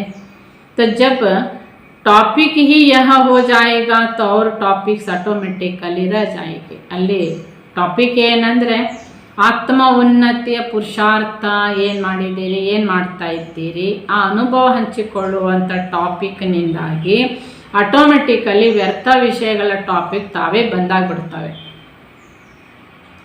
तो यह आपस में मिलने का रूप होना चाहिए और हर एक की ವಿಶೇಷತಾ बैठ अगर देखो तो बहुत अच्छी है. ಹೀಗೆ ನಾವು ಸಂಘಟನೆಯಲ್ಲಿ ಸೇರುವ ಉದ್ದೇಶ ಏನಂದರೆ ಒಬ್ರದ್ದು ಒಬ್ಬರು ಅಂದರೆ ಕಲಿಯುಗದಲ್ಲಿ ನೋಡಿ ಅವರು ಕೂಡ ಏನೇನೋ ಕಾರ್ಯಕ್ರಮಗಳಿಗೆ ಸೇರ್ತಾರೆ, ಮದುವೆನೋ ಮತ್ತೊಂದು ಮಗದೊಂದು ಕಾರ್ಯಕ್ರಮಗಳಿಗೆ ಸೇರಿದಾಗ ಅವರೆಲ್ಲ ಏನು ನೋಡ್ತಾರೆ, ದೇಹ ನೋಡ್ತಾರೆ, ಅವರೇನು ಆಭರಣ ಹಾಕಿದ್ದಾರೆ ಅದು ನೋಡ್ತಾರೆ, ಅವರೆಂಥ ಸೀರೆ ಹುಟ್ಟಿದ್ದಾರೆ ಅದು ನೋಡ್ತಾರೆ, ಅವರೆಷ್ಟು ಶಾರೀರಿಕವಾಗಿ ಎತ್ತರ ಇದ್ದಾರೆ ದಪ್ಪ ಇದ್ದಾರೆ ಅದನ್ನು ನೋಡ್ತಾರೆ ಅಂದರೆ ಆಟೋಮೆಟಿಕಲಿ ಸಂಘಟನೆಯಲ್ಲಿ ಸೇರಿದ್ದಾರೆ, ಗುಂಪಲ್ಲಿ ಸೇರಿದರೆ ಕಾಣೋದೇ ಮನುಷ್ಯನಿಗೆ ದೇಹದ ಶೃಂಗಾರ, ಅಲ್ಲಿಯೂ ಅದೇ ಕಾಣ್ತದೆ ತಾನೆ. ಆದರೆ ಇಲ್ಲಿ ನಾವು ಸಂಘಟನೆಯಲ್ಲಿ ಸೇರಿದಾಗ ಇಲ್ಲಿ ಅದನ್ನು ನೋಡುವ ಅವಕಾಶನೇ ಬಾಬಾ ಕೊಟ್ಟಿಲ್ಲ. ಇಲ್ಲಿ ಸಂಘಟನೆ ಸೇರಿದಾಗ ಬಾಬಾ ಇಲ್ಲಿ ನಮಗೆ ಸಂಘಟನೆಯಲ್ಲಿ ಸೇರುವ ಉದ್ದೇಶ ಏನಿಟ್ಟಿದ್ದಾರೆ, ಆತ್ಮೋನ್ನತಿಯ ಏನಾದರೂ ಕಾಪಿ ಮಾಡಿಕೊಳ್ಳಿ. ಲೌಕಿಕ ಸಂಘಟನೆಗೆ ಗುಂಪಿಗೆ ಹೋದಾಗ ಅಲ್ಲಿ ಕೂಡ ದೇಹದ ವಿಷಯದ ಕಾಪಿ ಮಾಡಿಕೊಂಡೇ ಬರ್ತಾರೆ. ಅವರು ಇಂಥ ಡ್ರೆಸ್ ಹಾಕಿದ್ರು, ಇಂಥ ಶೃಂಗಾರ ಮಾಡ್ಕೊಂಡಿದ್ರು, ಇಂಥ ಸೀರೆ ಹುಟ್ಟಿದ್ರು, ಇಂಥ ಕೊರಳಿಗೆ ಮಾಲೆ ಹಾಕಿದ್ರು ಅಲ್ವಾ. ಅದು ಈ ಬಾಬನ ಮನೆಯಲ್ಲಿ ಸಂಘಟನೆ ಸೇರಿದಾಗ, ಈ ಗುಂಪಲ್ಲಿ ಸೇರಿದಾಗ ಯಾರು ಯಾವ ರೀತಿ ತಮ್ಮ ಉನ್ನತಿ ಮಾಡ್ಕೊಳ್ತಿದ್ದಾರೆ, ಯಾರಲ್ಲಿ ಯಾವ್ಯಾವ ಪ್ರಕಾರದ ವಿಶೇಷ ಗುಣ ಇದೆ, ವಿಶೇಷ ಕಲೆ ಇದ್ದಾವೆ, ನಾವು ಇದನ್ನು ನೋಡಲಿಕ್ಕೆ, ಇದನ್ನು ಕಲೀಲಿಕ್ಕೆ ಈ ಸಂಘಟನೆಗೆ ನಾವು ಬರ್ತೇವೆ. ಆಟೋಮೆಟಿಕಲಿ ಆತ್ಮ ಉನ್ನತಿಯ ಮಾರ್ಗದರ್ಶನ ಬಾಬನಿಂದ ಮಾತ್ರ ಅಲ್ಲ, ಅನೇಕ ಆತ್ಮಗಳಿಂದಲೂ ಕೂಡ ನಮಗೆ ಸಿಗ್ತದೆ. तो यह आपस में मिलने का रूप होना चाहिए. ಅದಕ್ಕೆ ಇಲ್ಲಿ ಒಬ್ರಿಗೊಬ್ರು ಸೇರುವ, ಈ ಸಂಘಟನೆ ಸೇರುವ ಉದ್ದೇಶ, ರೂಪ, ಗುರಿನೇ ಬೇರೆ. और हर एक की विशेषता बैठ अगर देखो तो बहुत अच्छी है. ಕೂತ್ಕೊಂಡು ಯೋಚನೆ ಮಾಡಿ, ಒಬ್ಬೊಬ್ಬರು ಎಷ್ಟೆಷ್ಟು ಒಳ್ಳೊಳ್ಳೆ ಗುಣಗಳನ್ನು ಹೊಂದಿದವರು ಇರ್ತಾರೆ ಬಾಬನ ಮಕ್ಕಳು. ಎಲ್ಲಿಯೂ ಬಂದಾಗ ನಾವು ಏನು ನೋಡೋದಲ್ಲ, ಬಟ್ಟೆ ಆಭರಣಗಳೇ ದೇಹನೇ ನೋಡೋದಲ್ಲ. ಈ ಸಂಘಟನೆಯಲ್ಲಿ ಬಂದಾಗ ಆತ್ಮದ ವಿಶೇಷತೆಗಳನ್ನು ನೋಡಬೇಕಾಗಿದೆ. ऐसे हो नहीं सकता जो कोई समझे मेरे में कोई विशेषता नहीं. ಬಾಬನ ಮಕ್ಕಳ ಈ ಸಂಘಟನೆಯಲ್ಲಿ ಯಾರಲ್ಲಿ ಒಳ್ಳೆ ಗುಣ ಇಲ್ಲ, ವಿಶೇಷತೆ ಇಲ್ಲ ಅನ್ನಂತ ಹೇಳಲಿಕ್ಕೆ ಸಾಧ್ಯ ಇಲ್ಲ ಅಂತಾರೆ ಬಾಬಾ. ಪರಮಾತ್ಮನ ಮಕ್ಕಳು ಎಂದರೆ ಒಂದಿಲ್ಲ ಒಂದು ಪ್ರಕಾರದ ವಿಶೇಷತೆ, ವಿಶೇಷ ಗುಣ ಇರ್ತದೆ. तो दृष्टि वृत्ति ऐसी नेचुरल हो जाने चाहिए जैसे आप लोग दूसरों को मिसाल देते हो कि जैसे हंस होते हैं तो उसकी दृष्टि किसमें जाएगी. ಅದಕ್ಕೆ ಬಾಬಾ ಹೇಳ್ತಾರೆ, ಮಕ್ಕಳೇ ಸಂಘಟನೆ ಸೇರಿದಾಗ ನಮ್ಮ ದೃಷ್ಟಿ ಮತ್ತು ವೃತ್ತಿ ನ್ಯಾಚುರಲ್ ಆಗಿ ಆತ್ಮದ ವಿಶೇಷತೆ ನೋಡೋದಾಗಿರ್ಬೇಕು. ಅದಕ್ಕೆ ಬಾಬಾ ಹಂಸದ ಉದಾಹರಣೆ ಕೊಡ್ತಾರೆ. ಹಂಸದ ದೃಷ್ಟಿಗೆ, ಹಂಸಕ್ಕೆ ಯಾಕೆ ವರ್ಣನೆ ಮಾಡಲಾಗುತ್ತೆ, ಕಂಕड़ को देखते हुए भी वह मोती को देखता है. ಹಂಸ ಅಂತ ಹೇಳಿದರೆ ಹರಳುಗಳ ಮಧ್ಯೆ ಮುತ್ತುಗಳನ್ನು ಬೇರಿಸಿಟ್ಟಾಗ ಅದು ನೋಡುವುದು ಮುತ್ತನ್ನು ನೋಡ್ತದೆ. ಅದಕ್ಕೆ ಹಾಲು ನೀರು ಮಿಕ್ಸ್ ಮಾಡಿಟ್ರೆ ಅದು ಹಾಲು ಮಾತ್ರ ಸ್ವೀಕರಿಸ್ತದೆ ಅಂತ ಅಲ್ಲಿ ಕಥೆಯಲ್ಲಿ ವರ್ಣನೆ ಬರ್ತದೆ. तो इसी प्रकार नेचुरल दृष्टि व वृत्ति ऐसी होनी चाहिए कि किसी की कमजोरी व कोई भी बात सुनते व देखते हुए भी वह अंदर न जानी चाहिए. ಅದೇ ರೀತಿಯಾಗಿ ನಾವು ಸಂಘಟನೆಯಲ್ಲಿ ಸೇರಿದಾಗ ನ್ಯಾಚುರಲ್ ಆಗಿ ನಮ್ಮ ದೃಷ್ಟಿ ಮತ್ತು ನಮ್ಮ ಬುದ್ಧಿ ದುರ್ಬಲತೆ ಬಳಿಗೆ ಹೋಗದೆ ವಿಶೇಷತೆ ಬಳಿಗೆ ಹೋಗಬೇಕಾಗಿದೆ. ಈ ಪ್ರಯತ್ನ ಬಾಬಾ ಹೇಳ್ತಿದ್ದಾರೆ. ನಾವು ಈ ಸಂಘಟನೆಯಲ್ಲಿ ಬಂದಾಗ ನಮ್ಮ ದೃಷ್ಟಿ, ನಮ್ಮ ಬುದ್ಧಿ ನ್ಯಾಚುರಲ್ ಆಗಿ ಆತ್ಮ ಉನ್ನತಿಯ ಬಳಿಗೆನೇ ಇರಬೇಕು. तो कमजोरी व कोई की बात सुनते हुए देखते हुए भी यहाँ अंदर न जाने चाहिए. ಅದೇ ಆಕಸ್ಮಿಕ ಯಾರ್ದು ದುರ್ಬಲತೆ ನೋಡ್ತೇವೆ ಅಥವಾ ಯಾರ್ದು ದುರ್ಗುಣ ಕೇಳ್ತೇವೆ, ಆದರೆ ಇಲ್ಲಿ ಬಂದಾಗ, ಬಾಬನ ಮನೆಗೆ ಬಂದಾಗ ಇದು ನಮ್ಮೊಳಗೆ ಸೇರಿಸ್ಕೋಬಾರ್ದು. ನಾನು ಯಾಕೆ ಬಂದೇನೆ ಈ ಸಂಘಟನೆಗೆ, ಇವತ್ತು ಬಾಬನ ಮನೆ ಕಾರ್ಯಕ್ರಮಕ್ಕೆ ನಾನು ಯಾತಕ್ಕೆ ಬಂದೇನೆ, ಯಾರ್ದೋ ಯಾವುದೋ ಅವಗುಣ ದುರ್ಗುಣಗಳನ್ನು ನೋಡ್ಲಿಕ್ಕೆ ಬಂದಿಲ್ಲ. ಇಲ್ಲಿ ನಾನು ಕಲೀಲಿಕ್ಕೇನು ಬಂದೇನೆ, ವಿಶೇಷತೆ, ವಿಶೇಷ ಗುಣ ತುಂಬಿಸ್ಕೊಳ್ಳಿಕ್ಕೆ ಬಂದೇನೆ. और जिस समय कोई की भी कमजोरी सुनते व देखते तो समझना चाहिए ये कमजोरी इनकी नहीं मेरी है. ಒಂದು ವೇಳೆ ಯಾರಾದರೂ ನಮ್ಮ ಕಿವಿಯಲ್ಲಿ ಮೆಲ್ಲ ಹೇಳ್ಬೋದು, ನೋಡಿ ಅವ್ರು ಹಾಗೆ ಇವ್ರು ಹೀಗೆ ಅಂತ. ಕೆಲವರು ಹಾಗೆ ಮಾಡ್ತಾರೆ, ಬರ್ತಾರೆ ಸಂಘಟನೆಯಲ್ಲಿ ಅನ್ಯರ ದುರ್ಗುಣ ದುರ್ಬಲತೆಗಳ ಬಗ್ಗೆ ಮಾತಾಡ್ತಾರೆ. ಒಂದು ವೇಳೆ ಆಕಸ್ಮಿಕ ಹೀಗೆ ಯಾರಾದರೂ ನಮಗೆ ಹೇಳಿದರೂ ಕೂಡ ತಕ್ಷಣ ನಾವು ಅದನ್ನೇನು ಅನ್ಕೋಬೇಕು, ಈ ದುರ್ಗುಣ ಈ ದುರ್ಬಲತೆ ನನ್ನದೇ ಆಗಿದೆ. हम सभी एक ही बाप के, एक ही परिवार के, एक ही माला के मणके हैं. ಅವ್ರ ದುರ್ಗುಣದ ಬಗ್ಗೆ ನಾವೇನಾದರೂ ಕೇಳ್ತಾ ಇದ್ದರೆ ಅದು ನಂದೇ ದುರ್ಗುಣ ಅಂತ ತಿಳ್ಕೊಳ್ಬೇಕು. ಯಾಕೆ ಅಂದರೆ ನಾವು ಒಬ್ಬ ತಂದೆ ಮಕ್ಕಳು, ಒಂದೇ ಪರಿವಾರದವರು, ಒಂದೇ ಮಾಲೆ ಮಣಿಗಳು ನಾವು. ಅಗರ್ माला के बीच ऐसा वैसा मोती होता है तो सारी माला की ವ್ಯಾಲ್ಯೂ ಕಮ್ हो जाती. ತುಂಬ ಒಳ್ಳೊಳ್ಳೆ ಮುತ್ತುಗಳನ್ನು ಹಾಕಿ ಮಾಲೆ ಮಾಡಲಾಗಿರ್ತದೆ. ಆದರೆ ಮಧ್ಯದಲ್ಲಿ ಸ್ವಲ್ಪ ಏನಾದರೂ ಡ್ಯಾಮೇಜ್ ಆಗಿರೋ ಮುತ್ತುಗಳ ಹಾಕಿದರೆ ಆ ಮಾಲೆಯದ ವ್ಯಾಲ್ಯೂನೇ ಕಮ್ಮಿ ಆಗಿಬಿಡ್ತದೆ, ಅದಕ್ಕೆ ಬೆಲೆನೇ ಕಮ್ಮಿ ಆಗ್ತದೆ. तो जब एक ही माला के मणके हो तो क्या वृत्ति होनी चाहिए कि यह मेरी भी कमजोरी हुई. ಹೀಗೆ ನಾವು ಒಂದೇ ಮಾಲೆಯ ಮಣಿಗಳು ಎಂದರೆ ಈ ಸಂಘಟನೆಯಲ್ಲಿ ಅನ್ಯರ ದುರ್ಗುಣಗಳನ್ನು ನೋಡ್ತೇವೆ, ಕೇಳ್ತೇವೆ ಎಂದರೆ ಅದು ನನ್ನದು ಕೂಡ ಆಗಿರುತ್ತೆ. जैसे कोई तीव्र पुरुषार्थी होते हैं तो अपने में जो कमजोरियां देखेंगे वह मिली हुई युक्ति के आधार पर फौरन ही उसको ख़त्म कर देते. ಈಗ ನಾವು ತೀವ್ರ ಪುರುಷಾರ್ಥಿಗಳಂದರೆ ಯಾರು ತೀವ್ರ ಪುರುಷಾರ್ಥಿಗಳಿದ್ದಾರೆ ಅವರ ಅನ್ಯರ ದುರ್ಬಲತೆಯನ್ನು ಆಕಸ್ಮಿಕ ನೋಡಿದಾಗ ಬಾಬಾ ಆ ದುರ್ಬಲತೆಗಳನ್ನು ತೆಗೆಯೋ ಯುಕ್ತಿಯನ್ನು ಕೊಟ್ಟಿದ್ದಾರೆ. ಅದರ ಆಧಾರದಂತೆ ತಮ್ಮನ್ನು ಚೆಕ್ ಮಾಡ್ಕೊಳ್ತಾರೆ. ನಾನು ಹೀಗೇನು ಮಾಡ್ತಾ ಇಲ್ಲ ತಾನೆ, ನನ್ನೊಳಗೆಂಥ ದುರ್ಗುಣ ಇಲ್ಲ ತಾನೆ ಅಂತ ನೋಡ್ಕೊಳ್ತಾರೆ. ಇದ್ರೆ ಆ ಯುಕ್ತಿ ಅನುಸಾರವಾಗಿ ಆ ದುರ್ಗುಣವನ್ನು ಸಮಾಪ್ತಿ ಮಾಡ್ಕೊಳ್ತಾರೆ. ಕಬ್ ವರ್ಣನೆ ನಹಿ ಕರೆಂಗೆ ಅಥವಾ ಅನ್ಯರ ದುರ್ಗುಣ ನೋಡಿದಾಗ ಅವ್ರು ಹಾಗೇನೆ ಇವ್ರು ಹೀಗೇನೆ ಅನ್ನುವಂಥ ವರ್ಣನೆ ಅವ್ರು ಎಂದಿಗೂ ಮಾಡಲ್ಲ. जब अपनी कमजोरी प्रसिद्ध नहीं करना चाहते हो तो दूसरों की कमजोरी भी क्यों वर्णन करते. ನೋಡಿ, ಯಾವುದೇ ವ್ಯಕ್ತಿ ಆಗಲಿ ತನ್ನ ದುರ್ಗುಣ ಹೇಳ್ಕೊಳ್ಳಿಕ್ಕೆ ಪ್ರಚಾರ ಮಾಡಲಿಕ್ಕೆ ಇಷ್ಟಪಡಲ್ಲ. ಹಾಗಾದರೆ ಅನ್ಯರ ದುರ್ಗುಣವನ್ನು ವರ್ಣನೆ ಹೇಗೆ ಮಾಡ್ತೀರಾ? फलाने ने साथ नहीं दिया, वह यह बात नहीं की, इसलिए सर्विस की वृद्धि नहीं होती. वह मेरे पुरुषार्थ में फलाने बात फलाने आत्मा विघ्न रूप है, यह तो अपनी बुद्धि द्वारा कोई आधार बनाकर उस पर ठहरने की कोशिश करते हो. ಇಲ್ಲಿ ಪುರುಷಾರ್ಥ ಮತ್ತು ಸೇವೆ ಬಗ್ಗೆ ನಾವು ಹೇಳ್ತೇವೆ.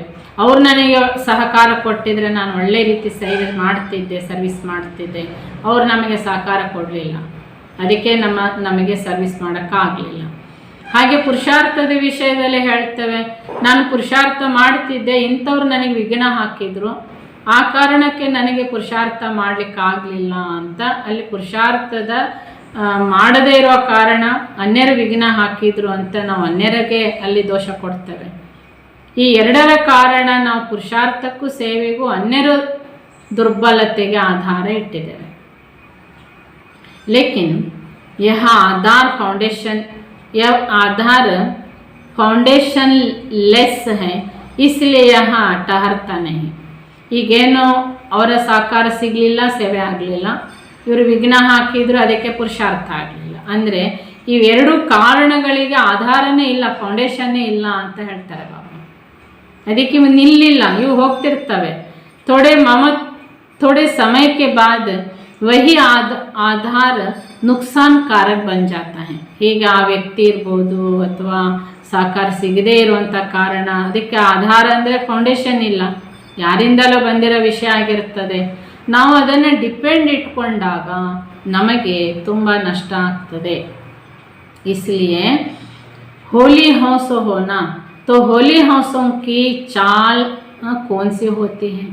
ಅದಕ್ಕೆ ಬಾಬಾ ಹೇಳ್ತಾರೆ, ನಾವು ಪುರುಷಾರ್ಥ ಮತ್ತು ಸೇವೆ ಎರಡರಲ್ಲಿ ಕೂಡ ನಾವೇ ಬಾಬನ ಜ್ಞಾನದ ಆಧಾರದಂತೆ ಮಾಡಬೇಕೇ ಹೊರತು ಇಲ್ಲಿ ವ್ಯಕ್ತಿ ವಸ್ತುಗಳ ಆಧಾರದಂತಲ್ಲ. ಅದಕ್ಕೆ ಬಾಬಾ ನಮಗೆ ಪವಿತ್ರ ಹಂಸಗಳು ಎಂದು ಕರೀತಾರೆ. ನೀವು ಪವಿತ್ರ ಹಂಸಗಳು ಅಂದರೆ ನಿಮ್ಮ ಬಾಬಾ ಹೇಳ್ತಾರೆ ನಡವಳಿಕೆ ಹೇಗಿರಬೇಕು, हरे की विशेषता को ग्रहण करना और कमजोरियों को मिटाने का प्रयत्न करना. ಪವಿತ್ರ ಹಂಸಗಳಂದ್ರೇ ಅವರ ವಿಶೇಷತೆ ಏನಾಗಿರಬೇಕು ಅಂದರೆ ಒಬ್ಬೊಬ್ಬರಲ್ಲಿಯೂ ವಿಶೇಷತೆಯನ್ನು ಗ್ರಹಿಸುವವರಾಗಿರ್ತಾರೆ, ದುರ್ಬಲತೆಗಳನ್ನು ಅಳಿಸೋ ಪ್ರಯತ್ನ ಮಾಡ್ತಾರೆ. तो ऐसा पुरुषार्थ चल रहा है ನಿಮ್ಮ ಪುರುಷಾರ್ಥ ಹೀಗೆ ನಡೀತಿದೆಯಾ? ಹಮ್ ಸಭಿ ಏಕ್ ಹೈ, ಯಾ ಸ್ಮೃತಿ ಮೇ ರಖತೆ ಹುए ಪುರುಷಾರ್ಥ ಚಲ್ ರಹಾ. ನಾವೆಲ್ಲ ಒಂದೇ ಪರಿವಾರದವರು, ಈ ಸ್ಮೃತಿ ಇಟ್ಟುಕೊಂಡು ಪುರುಷಾರ್ಥ ಮಾಡುತ್ತಿದ್ದೀರಾ.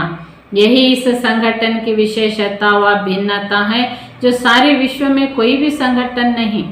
ಬಾಬನ ಮಕ್ಕಳ ಈ ಸಂಘಟನೆ ವಿಶೇಷತೆನೇ ಏನಂದರೆ, ವಿಶೇಷತೆ ನೋಡೋದು, ದುರ್ಗುಣ ದುರ್ಬಲತೆಯನ್ನು ಅಳಿಸಿ ಹಾಕೋದು. ಇಂಥ ಒಂದು ಸಂಘಟನೆ ಪ್ರಪಂಚದಲ್ಲಿ ಯಾವ ಸಂಘಟನೆಯಲ್ಲಿ ಈ ವಿಶೇಷತೆ ಇಲ್ಲ ಅಂತಾರೆ ಬಾಬಾ.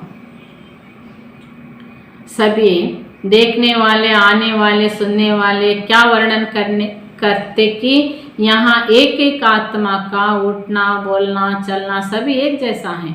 ನೋಡಿ, ಯಾರಾದರೂ ಫಸ್ಟ್ ಟೈಮ್ ಮೌಂಟ್ ಆಬುಗೆ ಹೋಗಿರ್ತಾರೆ, ಅವರಿಗೆ ಈ ಅನುಭವ ಆಗ್ತದೆ, ಇಲ್ಲಿ ಎಲ್ಲರೂ ಒಂದೇ ರೀತಿ ಕಾಣ್ತಾರೆ ಅಂತ. ವಸ್ತ್ರ ಒಂದೇ ರೀತಿ, ಮಾತು, ನಡವಳಿಕೆ ಎಲ್ಲ ಒಂದೇ ರೀತಿ ಕಾಣುತ್ತದೆ, ಇಲ್ಲಿ ಡಿಫ್ರೆನ್ಸೇ ಇಲ್ಲ ಅಂತ ಫಸ್ಟ್ ಟೈಮ್ ಮಧುಬನಕ್ಕೆ ಹೋದವರಿಗೆ ಈ ವಿಶೇಷತೆ ಅನುಭವ ಆಗಿರುತ್ತೆ. ಹಾಗೆಯೇ ಬಾಬಾ ಹೇಳ್ತಾ ಇದ್ದಾರೆ, तो जो एकता व एक बात, एक ही गति, एक ही रीति, एक ही नीति का गायन है, उसी प्रमाण अपने आप को चेक करो. ಹೇಗೆ ಒಂದೇ ಮಾತು, ಒಂದೇ ವಿಚಾರ, ಒಂದೇ ಮಾತು, ಒಂದೇ ಸಂಘಟನೆ, ಒಂದೇ ರೀತಿ, ಒಂದೇ ರೀತಿಯ ಮಹಿಮೆ ಪ್ರಚಾರ ಇದೆ, ಅದರ ಅನುಸಾರವಾಗಿ ನಾವು ನಮ್ಮನ್ನು ಚೆಕ್ ಮಾಡ್ಕೋಬೇಕು. ನಾವು ಈ ಸಂಘಟನೆಯಲ್ಲಿ ನಾವೆಲ್ಲರೂ ಸಹ ಒಂದೇ ರೀತಿಯಾಗಿ ಇದ್ದೇವಾ? तो सभी तो आगे बढ़ते जा रहे हो ना. जब सृष्टि के परिवर्तन, प्रकृति के परिवर्तन की जिम्मेवारी को उठाने की हिम्मत रखने वाले हो, चैलेंज करने वाले हो, तो कारण फिर क्या चीज़ है? ಬಾಬಾ ಹೇಳ್ತಾರೆ, ನೀವು ಸೃಷ್ಟಿ ಪರಿವರ್ತನೆಯ ಜವಾಬ್ದಾರಿ, ಪ್ರಕೃತಿ ಪರಿವರ್ತನೆಯ ಜವಾಬ್ದಾರಿ ತಗೊಂಡವರಿಗೆ ನಿಮ್ಮ ಪರಿವರ್ತನೆಯ ಕಾರಣಗಳು ಶೋಭಿಸ್ತದ ಅಂತ ಬಾಬಾ ಕೇಳ್ತಾರೆ. ಈ ಚಿಕ್ಕ ಚಿಕ್ಕ ಕಾರಣಗಳು ನಿಮಗೆ ಶೋಭಿಸ್ತದ? किसी न किसी प्रकार के चाहे मनसा, चाहे वाचा, चाहे संपर्क संबंध में आने की कमजोरी होती है. ಬಾಬಾ ಹೇಳ್ತಾರೆ, ದುರ್ಬಲತೆ ಎಲ್ಲರೊಳಗೂ ಇದ್ದಾವೆ. ಮನಸ ಇರ್ಬೋದು, ವಾಚ ಇರ್ಬೋದು, ಕರ್ಮಣ ಇರ್ಬೋದು, ಒಂದಿಲ್ಲ ಒಂದು ರೂಪದ ದುರ್ಬಲತೆನೂ ಇರ್ತವೆ. ಆದರೆ ಬಾಬನ ಮಕ್ಕಳು ಅಂದರೆ ಅವರಲ್ಲಿ ವಿಶೇಷತೆನೂ ಇರ್ತವೆ.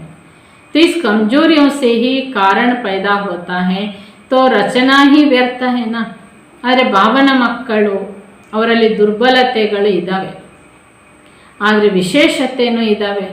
ಆದರೆ ದುರ್ಬಲತೆಯೇ ನಾವು ಹುಡುಕಿ ನೋಡಿ ಆ ಕಾರಣನೇ ಹಿಡ್ಕೊಂಡಿದ್ದೇವೆ ಎಂದಾಗ ಬಾಬಾ ಹೇಳ್ತಾರೆ, ಹಾಗಾದ್ರೆ ನಾವು ಪರಮಾತ್ಮನ ಮಕ್ಕಳು ಎಂಬುದೇ ವ್ಯರ್ಥ ಆಯ್ತಲ್ಲ. ಯಾಕೆ ಏನು ನೋಡ್ತಾ ಇದ್ದೇವೆ? ದುರ್ಬಲತೆನೇ ನೋಡ್ತಾ ಇದ್ದೇವೆ. ಕಮ್ಜೋರಿयों की रचना क्या होती है, जैसा बीज वैसा फल. ಅಂದರೆ ಬೀಜ ದುರ್ಬಲ ಇದ್ದಾಗ ಅದರ ಫಲನೂ ಹಾಗೆ ಇರ್ತದೆ. ತಾನು ಎಷ್ಟೋ ಬೀಜಗಳು ಬಿತ್ತಿದಾಗ ಫಲ ಬರೋದಿಲ್ಲ, ಬೆಳೆದಿರ್ತವೆ, ಫಲ ಬರುವಾಗ ಒಣಗೋಗ್ತವೆ. ಯಾಕೆ? ಫಲ ಬರುವ ಶಕ್ತಿ ಆ ಬೀಜದಲ್ಲಿ ಇರಲ್ಲ. ಮೊಳಕೆ ಬರ್ತದೆ, ಸಸ್ಯ ಆಗುತ್ತೆ, ಅಷ್ಟಕ್ಕೇ ಸುಟ್ಟೋಗ್ತವೆ, ಅಂದರೆ ಬಾಡಿ ಹೋಗ್ತವೆ. तो जब रचना ही उल्टी है तो उसको वहाँ ही ख़त्म करना चाहिए व उसका आधार ले आगे बढ़ना चाहिए.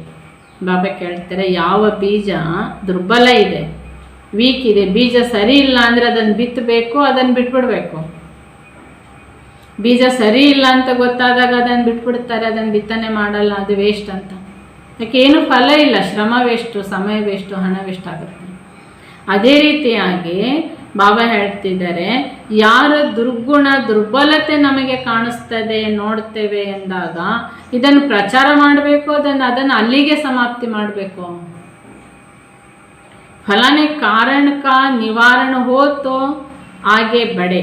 ಹೀಗೆ ಯಾವುದೇ ಕಾರಣ ನಮ್ಮ ಮುಂದೆ ಬರ್ಬೋದು, ಅದನ್ನು ನಾವು ಸ್ವೀಕಾರ ಮಾಡದೆ ಆ ಕಾರಣ ಅನ್ಯರದೇ ಆಗಿದ್ರೂ ಅವ್ರಿಗೆ ನಿವಾರಣೆ ಮಾಡಿ ನಾವು ಮುಂದುವರಿತಾ ಇರಬೇಕು.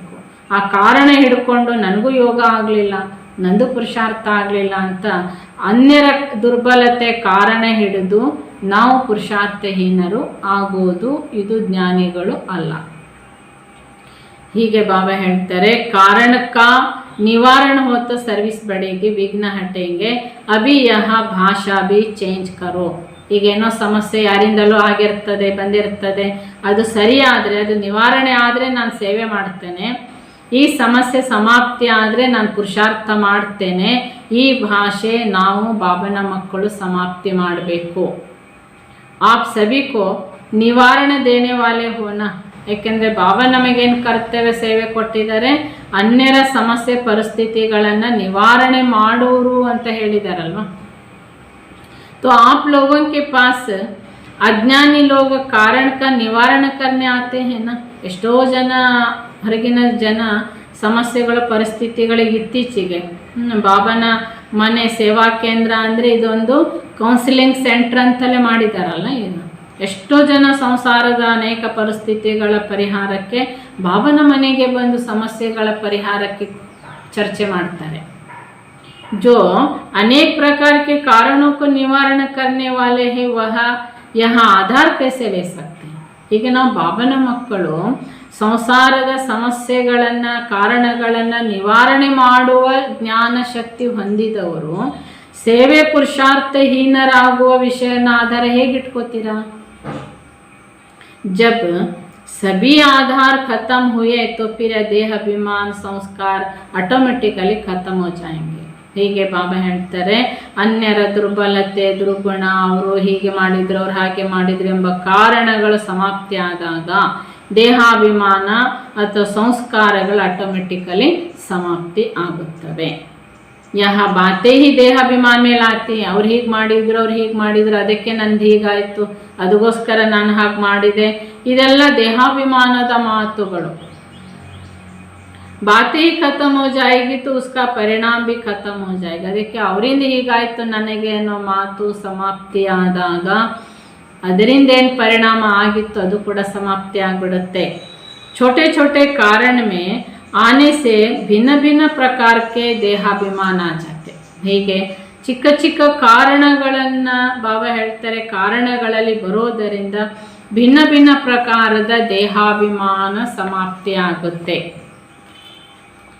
तो क्या अब तक ದೇಹಾಭಿಮಾನ छोड़ा नहीं. ಬಾಬಾ ಕೇಳ್ತಾರೆ, ಮಕ್ಕಳೇ ಏನು ಇದುವರೆಗೆ ದೇಹಾಭಿಮಾನ ಬಿಡಲೇ ಇಲ್ವಾ? ಅವ್ರು ಹೀಗೆ ಮಾಡಿದ್ರು ಅವ್ರು ಹಾಗೆ ಮಾಡಿದ್ರು ಅದಕ್ಕೆ ನಾನು ಹೀಗೆ ಮಾಡಿದೆ. ಈ ದೇಹಾಭಿಮಾನದ ಕಾರಣಗಳು ಹಿಡಿದಿರೋದು ಇನ್ನೂ ಬಿಟ್ಟಿಲ್ಲ ಅಂದರೆ ದೇಹಾಭಿಮಾನ ಬಿಟ್ಟಿಲ್ಲ. ಬಹುತ್ ಪ್ಯಾರ ಲಗ್ತಾ ಹೇ. ಬಾಬಾ ಕೇಳ್ತಾರೆ, ಅನ್ಯರ ದುರ್ಗುಣ ದುರ್ಬಲತೆ ನಿಮಗೆ ತುಂಬ ಇಷ್ಟ ಆಗ್ತದಾ? ಅಭಿ ಅಪ್ನಿ ಭಾಷಾ ವೃತ್ತಿ ಸಭಿ ಚೇಂಜ್ ಕರೋ. ಬಾಬಾ ಏನು ಹೇಳ್ತಾರೆ, ಈಗ ನಮ್ಮ ಈ ಭಾಷೆ ಅವ್ರು ಹೀಗೆ ಮಾಡಿದ್ರು ಅದಕ್ಕೆ ನಂದು ಹೀಗಾಯಿತು, ಈ ಕಾರಣಗಳ ಭಾಷೆ ಅಥವಾ ಈ ಕಾರಣಗಳನ್ನು ನೋಡುವುದನ್ನು ಚೇಂಜ್ ಮಾಡ್ಕೊಳ್ಳಿ. कोई को भी किस समय भी किस परिस्थिति में किस स्थिति में देखते हो, लेकिन वृत्ति और भाव अगर यथार्थ है तो आपके ऊपर उसका प्रभाव नहीं पड़ेगा.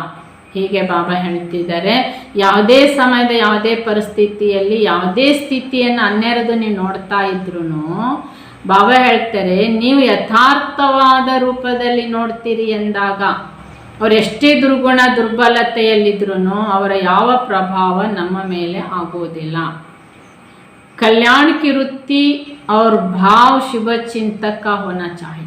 ಆದ್ದರಿಂದ ನಾವು ಬಾಬನ ಮಕ್ಕಳು ಅಂದ್ರೇ ದುರ್ಗುಣ ದುರ್ಬಲತೆ ನೋಡ್ತಾ ಇದ್ದೇವೆ ಅಂದ್ರೂ ಅವ್ರಿಗೆ ಏನಾದರೂ ಸುಧಾರಿಸೋ ಪ್ರಯತ್ನದಿಂದ ನೋಡಿ, ಶುಭ ಭಾವನೆಯಿಂದ ಶುಭ ಚಿಂತಕರಾಗಿ ನೋಡಿ. ಆದರೆ ನೋಡಿ ನಿಮ್ಮ ಮೇಲೆ ಪರಿಣಾಮ ಮಾಡಿಕೊಂಡು ನೀವು ಪುರುಷಾರ್ಥಹೀನರಾದೆ ಅಂತ ಹೇಳಲಿಕ್ಕೆ ನೋಡೋದಲ್ಲ. अगर ये वृत्ति और भाव सदा ठीक रखो तो फिर यह बातें ही नहीं होगी. ಆದ್ದರಿಂದ ನಮ್ಮ ವೃತ್ತಿ ಮತ್ತು ನಮ್ಮ ಭಾವನೆ ಸದಾ ಬಾಬಾ ಹೇಳಿದ ಅನುಸಾರವಾಗಿ ಅವರ ಪರಿವರ್ತನೆಯ ಸ್ವರೂಪಕ್ಕೆ ಅಥವಾ ಅವ್ರಿಗೋಸ್ಕರ ಶುಭ ಭಾವನೆಯಿಂದ ಇಟ್ಕೊಂಡಿದ್ರೆ ಒಳ್ಳೆಯದು ಅಂತಾರೆ.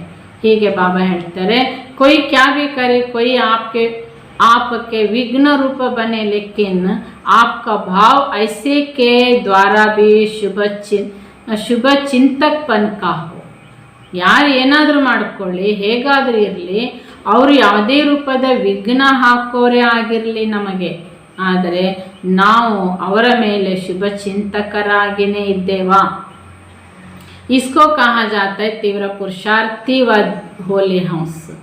ಎಷ್ಟೇ ಅವರಿಂದ ಸಮಸ್ಯೆ ವಿಘ್ನ ಆಯಿತು ನನಗೆ ಅಂದ್ರೂ ನಾನು ಅವರ ಪ್ರತಿಯಾಗಿ ಶುಭ ಚಿಂತಕನಾಗೇ ಇದ್ದೇನೆ ಅಂದ್ರೇ ಇವರೇ ಹೋಲಿ ಹಂಸಗಳು, तीव्र पुरुषार्थिಗಳು। जिसका आपके प्रति शुभ भाव है उसके प्रति आप भी शुभ भाव रखते हो, वह कोई बड़ी बात नहीं। ಯಾರು ನನ್ನ ಮೇಲೆ ಭಾಳ ಪ್ರೀತಿಯಲ್ಲಿದ್ದಾರೆ, ನನ್ನ ಬಗ್ಗೆ ಶುಭ ಭಾವನೆಯಲ್ಲಿದ್ದಾರೆ, ನಾನು ಅವರಿಗೆ ತುಂಬ ಪ್ರೀತಿ ಮಾಡ್ತೇನೆ, ನಾನು ಅವರಿಗೆ ಶುಭ ಭಾವನೆಯಲ್ಲಿದ್ದೇನೆ ಅಂದರೆ ದೊಡ್ಡ ವಿಷಯ ಅಲ್ಲ। आपकी उपकारी पर भी अपकारी पर भी उपकार करना बड़ी बात नहीं। कोई बार बार गिराने की कोशिश करे, आपके मन को डगमग करे, फिर भी आपको उसके प्रति सदा शुभ चिंतक व अडोल भाव हो, बात पर भाव ना बदले। ಉಪಕಾರ ಮಾಡಿದವರಿಗೆ ಉಪಕಾರ ಮಾಡೋದು ದೊಡ್ಡ ಸಂಗತಿ ಅಲ್ಲ। ಬಾಬಾ ಹೇಳ್ತಿದ್ದಾರೆ, ಬಾರಿ ಬಾರಿ ನಮಗೆ ಅಪಮಾನ ಮಾಡೋ ಪ್ರಯತ್ನ ಮಾಡ್ತಿದ್ದಾರೆ, ಬೀಳಿಸೋ ಪ್ರಯತ್ನ ಮಾಡ್ತಿದ್ದಾರೆ, ನಮ್ಮ ಬಗ್ಗೆ ಅವರು ಶುಭ ಚಿಂತಕರಾಗಿಲ್ಲ, ನಮ್ಮ ಬಗ್ಗೆ ವಿಶಾಲ ಭಾವನೆಯಲ್ಲಿಲ್ಲ। ಬಾಬಾ ಹೇಳ್ತಾರೆ, ಇಂಥ ಸಂದರ್ಭದಲ್ಲಿ ನಿಮ್ಮ ಮನಸ್ಸು, ನಿಮ್ಮ ಭಾವನೆ ವಿಶಾಲವಾಗಿರಬೇಕು। ಇದು ಆ ಸಂದರ್ಭದಲ್ಲಿ ನೀವು ಸದಾ ಅಚಲ ಅಡೋಲ ಸ್ಥಿತಿಯಲ್ಲಿರಬೇಕು। ಇವರಿಗೆ ಹೋಲಿ ಹಂಸ ಅಂತ ಹೇಳಾಗುತ್ತೆ। फिर कोई बातें देखने में ही नहीं आएगी, ಅವ್ರು ಹೀಗೆ ಮಾಡಿದ್ರು ಅದಕ್ಕೆ ಹೀಗಾಯಿತು, ಅವ್ರು ಹೀಗೆ ಮಾಡಿದ್ರು ಅದಕ್ಕೆ ಹಾಗಾಯಿತು, ಈ ವಿಚಾರಗಳು ನೋಡಲಿಕ್ಕೆ ಅಂದರೆ ಬಾಬಾ ಹೇಳ್ತಾರೆ ಅಲ್ಲಿ ಪುರುಷಾರ್ಥ ಸೇವೆಗೆ ಇವು ಆಧಾರವಾಗೇ ಇಲ್ಲ ನಮಗೆ ಅನ್ನೋದು ಬಾಬಾ ಹೇಳ್ತಾರೆ ಸ್ಪಷ್ಟವಾಗುತ್ತೆ। ಯಾಕೆಂದ್ರೆ ಅವ್ರು ಮಾಡ್ತಾ ಇದ್ರೂ ನಾವು ಅದನ್ನು ಸ್ವೀಕಾರ ಮಾಡಲಿಲ್ಲ। नहीं तो इसमें भी टाइम बहुत वेस्ट होता है। ಅವ್ರು ಮಾಡಿದ್ದು ಹೀಗೆ ಮಾಡಿದ್ರು ಅದಕ್ಕೆ ನಂದು ಹೀಗಾಯಿತು ಹೇಳೋದ್ರಲ್ಲಿ, ಕೇಳೋದ್ರಲ್ಲಿ, ವಿಚಾರ ಮಾಡೋದ್ರಲ್ಲಿ ಬಹಳ समय ವೇಸ್ಟ್ ಆಗುತ್ತೆ। बचपन में तो टाइम वेस्ट होता ही है, बच्चा टाइम वेस्ट करेगा तो कहेंगे बच्चा है। ಬಾಲ್ಯತನದಲ್ಲಿ ಮಕ್ಕಳು ತುಂಬ ಟೈಮ್ ವೇಸ್ಟ್ ಮಾಡ್ತಿರ್ತಾರೆ, ಯಾಕೆ ಏನು ಮಾಡೋದಂತ ಗೊತ್ತಿರಲ್ಲ। ಹೀಗಾಗಿ ಹಿರಿಯರು ಹೇಳ್ತಾರೆ ಮಕ್ಕಳಲ್ವಾ, ಮಕ್ಕಳು ಟೈಮ್ ವೇಸ್ಟ್ ಮಾಡ್ತಾರೆ। लेकिन समझदार अगर टाइम वेस्ट कर रहा है, बच्चे का वेस्ट टाइम नहीं फील होगा। ಒಂದು ವೇಳೆ ತಿಳುವಳಿಕೆ ಉಳ್ಳವರು ಅವ್ರು ಚೆನ್ನಾಗಿ ಓದಬೇಕು, ನಾಳೆ ಎಕ್ಸಾಮ್ ಇದೆ, ಅವ್ರು ಟೈಮ್ ವೇಸ್ಟ್ ಮಾಡ್ತಾ ಇದ್ದಾರೆ ಅಂದಾಗ ಅವ್ರು ಬೈತಾರೆ, ಟೈಮ್ ಯಾಕೆ ವೇಸ್ಟ್ ಮಾಡ್ತಾರೆ, ಹೋಗ್ರಿ ಓದ್ಕೊಳ್ಳಿ ಅಂತ ಜೋರು ಮಾಡ್ತಾರೆ। ಅದೇ ಚಿಕ್ಕ ಮಗು ಆಟ ಆಡ್ತಾ ಇದೆ ಅಂದರೆ ಆ ಮಗುವಿಗೆ ಟೈಮ್ ವೇಸ್ಟ್ ಮಾಡ್ತಿದೆ ಅಂತ ಬೈತಾರ? ಬೈಯಲ್ಲ।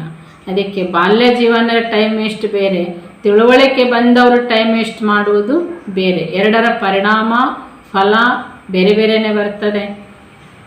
तो उनका तो काम ही यह है, तो आप सब जिस सेवा के अर्थ निमित्त बने हो वह स्टेज ही जागृत जगत माता की है। ಅದಕ್ಕೆ ಬಾಬಾ ಹೇಳ್ತಾರೆ ಟೈಮ್ ವೇಸ್ಟ್ ಮಾಡೋರು ಟೈಮ್ ವೇಸ್ಟ್ ಮಾಡ್ತಾ ಇರ್ತಾರೆ, ಆದರೆ ಬಾಬಾ ಹೇಳ್ತಾರೆ ನಮಗೆ ಬಾಬಾ ಸೇವೆಗೆ ಕರ್ತಾರೆ, ನಾವು ಸೇವೆಗೆ ನಿಮಿತ್ತರಾಗಿದ್ದೇವೆ ಎಂದಾಗ ಬಾಬಾ ಹೇಳ್ತಾರೆ ನೀವು ಜಗನ್ಮಾತಾ ಸ್ಥಿತಿಯಲ್ಲಿರಬೇಕು। विश्व कल्याणकारी होना, हद का कल्याण करने वाले अनेक हैं। ಬಾಬಾ ಹೇಳ್ತಾರೆ ನೀವು ಜಗನ್ಮಾತಾ ಆಗಿದ್ದೀರಿ, ವಿಶ್ವ ಕಲ್ಯಾಣಕಾರಿ ಆಗಿದ್ದೀರಿ, ಅಲ್ಪ ಕಲ್ಯಾಣ ಮಾಡುವಂಥವ್ರು ಜಗತ್ತಲ್ಲಿ ತುಂಬ ಜನ ಇದ್ದಾರೆ। ವಿಶ್ವ ಕಲ್ಯಾಣ ಕಿ ಭಾವನಾ ಕಿ ಸ್ಟೇಜ್ ಹೇ ಜಗತ್ ಮಾತಾ। ಬಾಬಾ ಇವತ್ತು ನಮಗೇನು ವರದಾನ ಕೊಡ್ತಿದ್ದಾರೆ, ವಿಶ್ವ ಕಲ್ಯಾಣಕಾರಿಗಳು ನೀವು ಜಗನ್ಮಾತಾ ಆಗಿದ್ದೀರಿ। तो जगन माता की स्टेज पर होते अगर इन बातों में टाइम वेस्ट करे तो क्या कहेंगे? ನೀವು ವಿಶ್ವ ಕಲ್ಯಾಣಕಾರಿ ಜಗನ್ಮಾತಾ ಆಗಿದ್ದೀರಿ, ಆದರೆ ಅವ್ರು ಹೀಗೆ ಮಾಡಿದ್ದಕ್ಕೆ ಪುರುಷಾರ್ಥ ಮಾಡೋಕ್ಕಾಗಲಿಲ್ಲ, ಅವ್ರಿಗೆ ಸಮಸ್ಯೆ ಮಾಡಿದ್ದಕ್ಕೆ ಸೇವೆ ಮಾಡೋಕ್ಕಾಗಲಿಲ್ಲ ಅಂತ ನೀವು ಈ ಕಾರಣ ಹೇಳೋದ್ರಲ್ಲಿ ಟೈಮ್ ವೇಸ್ಟ್ ಮಾಡ್ತೀರಿ ಅಂದರೆ ಏನಂತ ಕರೆಯೋದು ನಿಮಗೆ ಅಂತ ಬಾಬಾ ಹೇಳ್ತಾರೆ। पंजाब की धरती पर कौरव गवर्नमेंट को नाज है तो पांडव गवर्नमेंट को भी नाज है। ಹೇಗೆ ಪಂಜಾಬ್ದಲ್ಲಿ ಆಗೆಲ್ಲ ತುಂಬ ಘರ್ಷಣೆ ಗಲಾಟೆ ನಡೀತಿತ್ತು, ಅಂಥವ್ರನ್ನು ಎಲ್ಲ ಉಗ್ರಗಾಮಿಗಳು ಅಲ್ಲಿರ್ತಿದ್ರಲ್ಲ ಅವರನ್ನು ಕಂಟ್ರೋಲ್ ಮಾಡೋದು ಸರ್ಕಾರ ಬಹಳ ಪ್ರಯತ್ನ ಮಾಡಿ ಎಲ್ಲ ರೂಪದ ಕಂಟ್ರೋಲ್ ಮಾಡಿ ಸಮಾಪ್ತಿ ಮಾಡ್ತು। ಈ ನಶೆ ಸರ್ಕಾರಕ್ಕಿತ್ತು ಆ ಟೈಮಲ್ಲಿ। ಬಾಬಾ ಹೇಳ್ತಾರೆ ಅದೇ ರೀತಿ ನೀವು ಪಾಂಡವ ಗೌರ್ಮೆಂಟ್ನವರು ಎಂಬ ನಶೆ ನಿಮಗಿರಬೇಕಾಗಿದೆ। पंजाब की विशेषता यह है जो बाप दादा के कार्य में मददगार फलस्वरूप सभी से ज़्यादा पंजाब से निकले हैं। ಬಾಬನಿಗೂ ಕೂಡ ಪಂಜಾಬದ ವಿಶೇಷತೆ ಬಗ್ಗೆ ತುಂಬ ಅಭಿಮಾನ ಇದೆ. ಯಾಕೆಂದರೆ ಬಾಪ್ ದಾದಾರವರ ವಿಶ್ವ ಕಲ್ಯಾಣ ಕಾರ್ಯದ ಸೇವೆಗೆ ಸಹಕಾರಿಗಳಾಗಿ ಬಹಳಷ್ಟು ಜನ ಸಮರ್ಪಿತರಾದವರು ಪಂಜಾಬ್ದಿಂದ. सिंध से निकले हुए निमित्त बने हुए रत्नों ने आप रत्नों को निकाला. ಮೊದಲು ಸಿಂಧ ಹೈದ್ರಾಬಾದಿಂದ ಬಾಬನ ಅನೇಕ ಮಕ್ಕಳು ತಯಾರಾದರು. ಅವರವರ ಕುಟುಂಬಸ್ಥರು ಪಂಜಾಬ್ದಲ್ಲಿ ಬಹಳಷ್ಟು ಜನ ಇದ್ದರು. ಹೀಗಾಗಿ ಅವರೆಲ್ಲ ಅವರ ಪರಿವಾರ ಸಹಿತ ಸಮರ್ಪಣೆ ಆದಂಥ ಕುಟುಂಬಗಳು ಪಂಜಾಬಲ್ಲಿ ತುಂಬ ಜನ ಇದ್ದಾರೆ. ಅನೇಕ ರತ್ನಗಳು, ಬಾಬನ ಅನೇಕ ರತ್ನಗಳು ಪಂಜಾಬ್ದಿಂದ ತಯಾರಾದವು. अब फिर आप लोगों का कर्तव्य है ऐसे अच्छे रत्न निकालो. ಹಾಗೆ ಈಗ ನಾವು ಬಾಬನ ಮಕ್ಕಳು ಕೂಡ ಇಂಥ ಒಳ್ಳೊಳ್ಳೆ ರತ್ನಗಳನ್ನು ತಯಾರಿಸಬೇಕಾಗಿದೆ. ಖಿಟ್ಪಿಟ್ವಾಲಿ ನಾವು ಅವರು ಬಾಬನ ಮಗುವಾಗಿ ಉಪದ್ರವ ಮಾಡುವಂತಹ, ತೊಂದರೆ ಕೊಡುವಂಥವರನ್ನು ಬಾಬಾ ಹೇಳ್ತಾರೆ ಆಗಿರಬಾರ್ದು. तो आप लोगों द्वारा जो सबूत निकलना चाहिए वह अपनी ಚೆಕಿಂಗ್ करो. ಹೀಗೆ ಬಾಬಾ ಹೇಳ್ತಾರೆ. ಈಗ ನಮ್ಮ ಮೂಲಕ ಏನು ಅನೇಕರು ತಯಾರಾಗಬೇಕಾಗಿದೆ ಅಥವಾ ಅದಕ್ಕಾಗಿ ನಾವು ನಮ್ಮನ್ನು ಚೆಕಿಂಗ್ ಮಾಡ್ಕೋಬೇಕು. ನಾವು ಯಾರನ್ನ ತಯಾರಿಸ್ತಾ ಇದ್ದೇವೆ. ಅಪ್ನಿ ರಚನಾ ಸೆ ಕಬ್ ತಂಗ್ ಹೋ ಜಾತೆ ಹೋ ಕ್ಯಾ. ನೋಡಿ, ಲೌಕಿಕದಲ್ಲಿ ತಂದೆ ತಾಯಿಗಳು ಮಕ್ಕಳಿಂದ ತೊಂದರೆ ಅನುಭವಿಸ್ತಾ ಇರೋರು ಅಥವಾ ಮಕ್ಕಳಿಂದ ಕಷ್ಟ ಆಗ್ತಾ ಇದೆ, ನೋವು ಆಗ್ತಾ ಇದೆ ಅಂತ ಲೌಕಿಕದಲ್ಲಿ ಹೇಳ್ತಾರೆ. ಬಹಳ ನೋವು ಅನುಭವಿಸ್ತಾ ಇರ್ತಾರೆ ತಂದೆ ತಾಯಿಗಳು, ಸಾಕಾಗಿದೆ ಮಕ್ಕಳಿಂದ ಅಂತ ಹೇಳ್ತಾರೆ. ಅದೇ ರೀತಿಯಾಗಿ ಬಾಬಾ ಹೇಳ್ತಾರೆ, ನೀವು ಯಾರಿಗೆ ಜ್ಞಾನ ಕೊಟ್ಟು ಬಾಬನ ಮಗು ಮಾಡಿದ್ದೀರಿ, ಬಾಬನ ಸೇವಾಧಾರಿಯಾಗಿ ತಯಾರಿಸ್ತಿದ್ದೀರಿ, ನೀವು ಹೀಗೇನೆ ಹೇಳ್ತೀರಾ, ಇವ್ರಿಗೆ ಯಾಕಾದ್ರೂ ನಾವು ಜ್ಞಾನ ಕೊಟ್ಟೇವಪ್ಪ, ಇವ್ರು ಯಾಕಾದ್ರೂ ಬಾಬನ ಮಗು ಆದರು ಅಂತ. ये तो सभी शुरू से चलता आता है, आप लोगों के लिए तो और ही सहज है. ಹೀಗೆ ಬಾಬಾ ಹೇಳ್ತಾರೆ, ಯಜ್ಞ ಆರಂಭದಿಂದ ಸೇವೆ ಮಾಡೋರು, ವಿಘ್ನ ಹಾಕೋರು ಎಲ್ಲ ರೀತಿಯಿಂದಲೂ ಬಂದಿದ್ದಾರೆ. ಆದರೆ ನಮಗೆ ಬಾಬಾ ಸುಲಭವಾದ ಮಾರ್ಗದರ್ಶನ ಕೊಡ್ತಾ ಇದ್ದಾರೆ.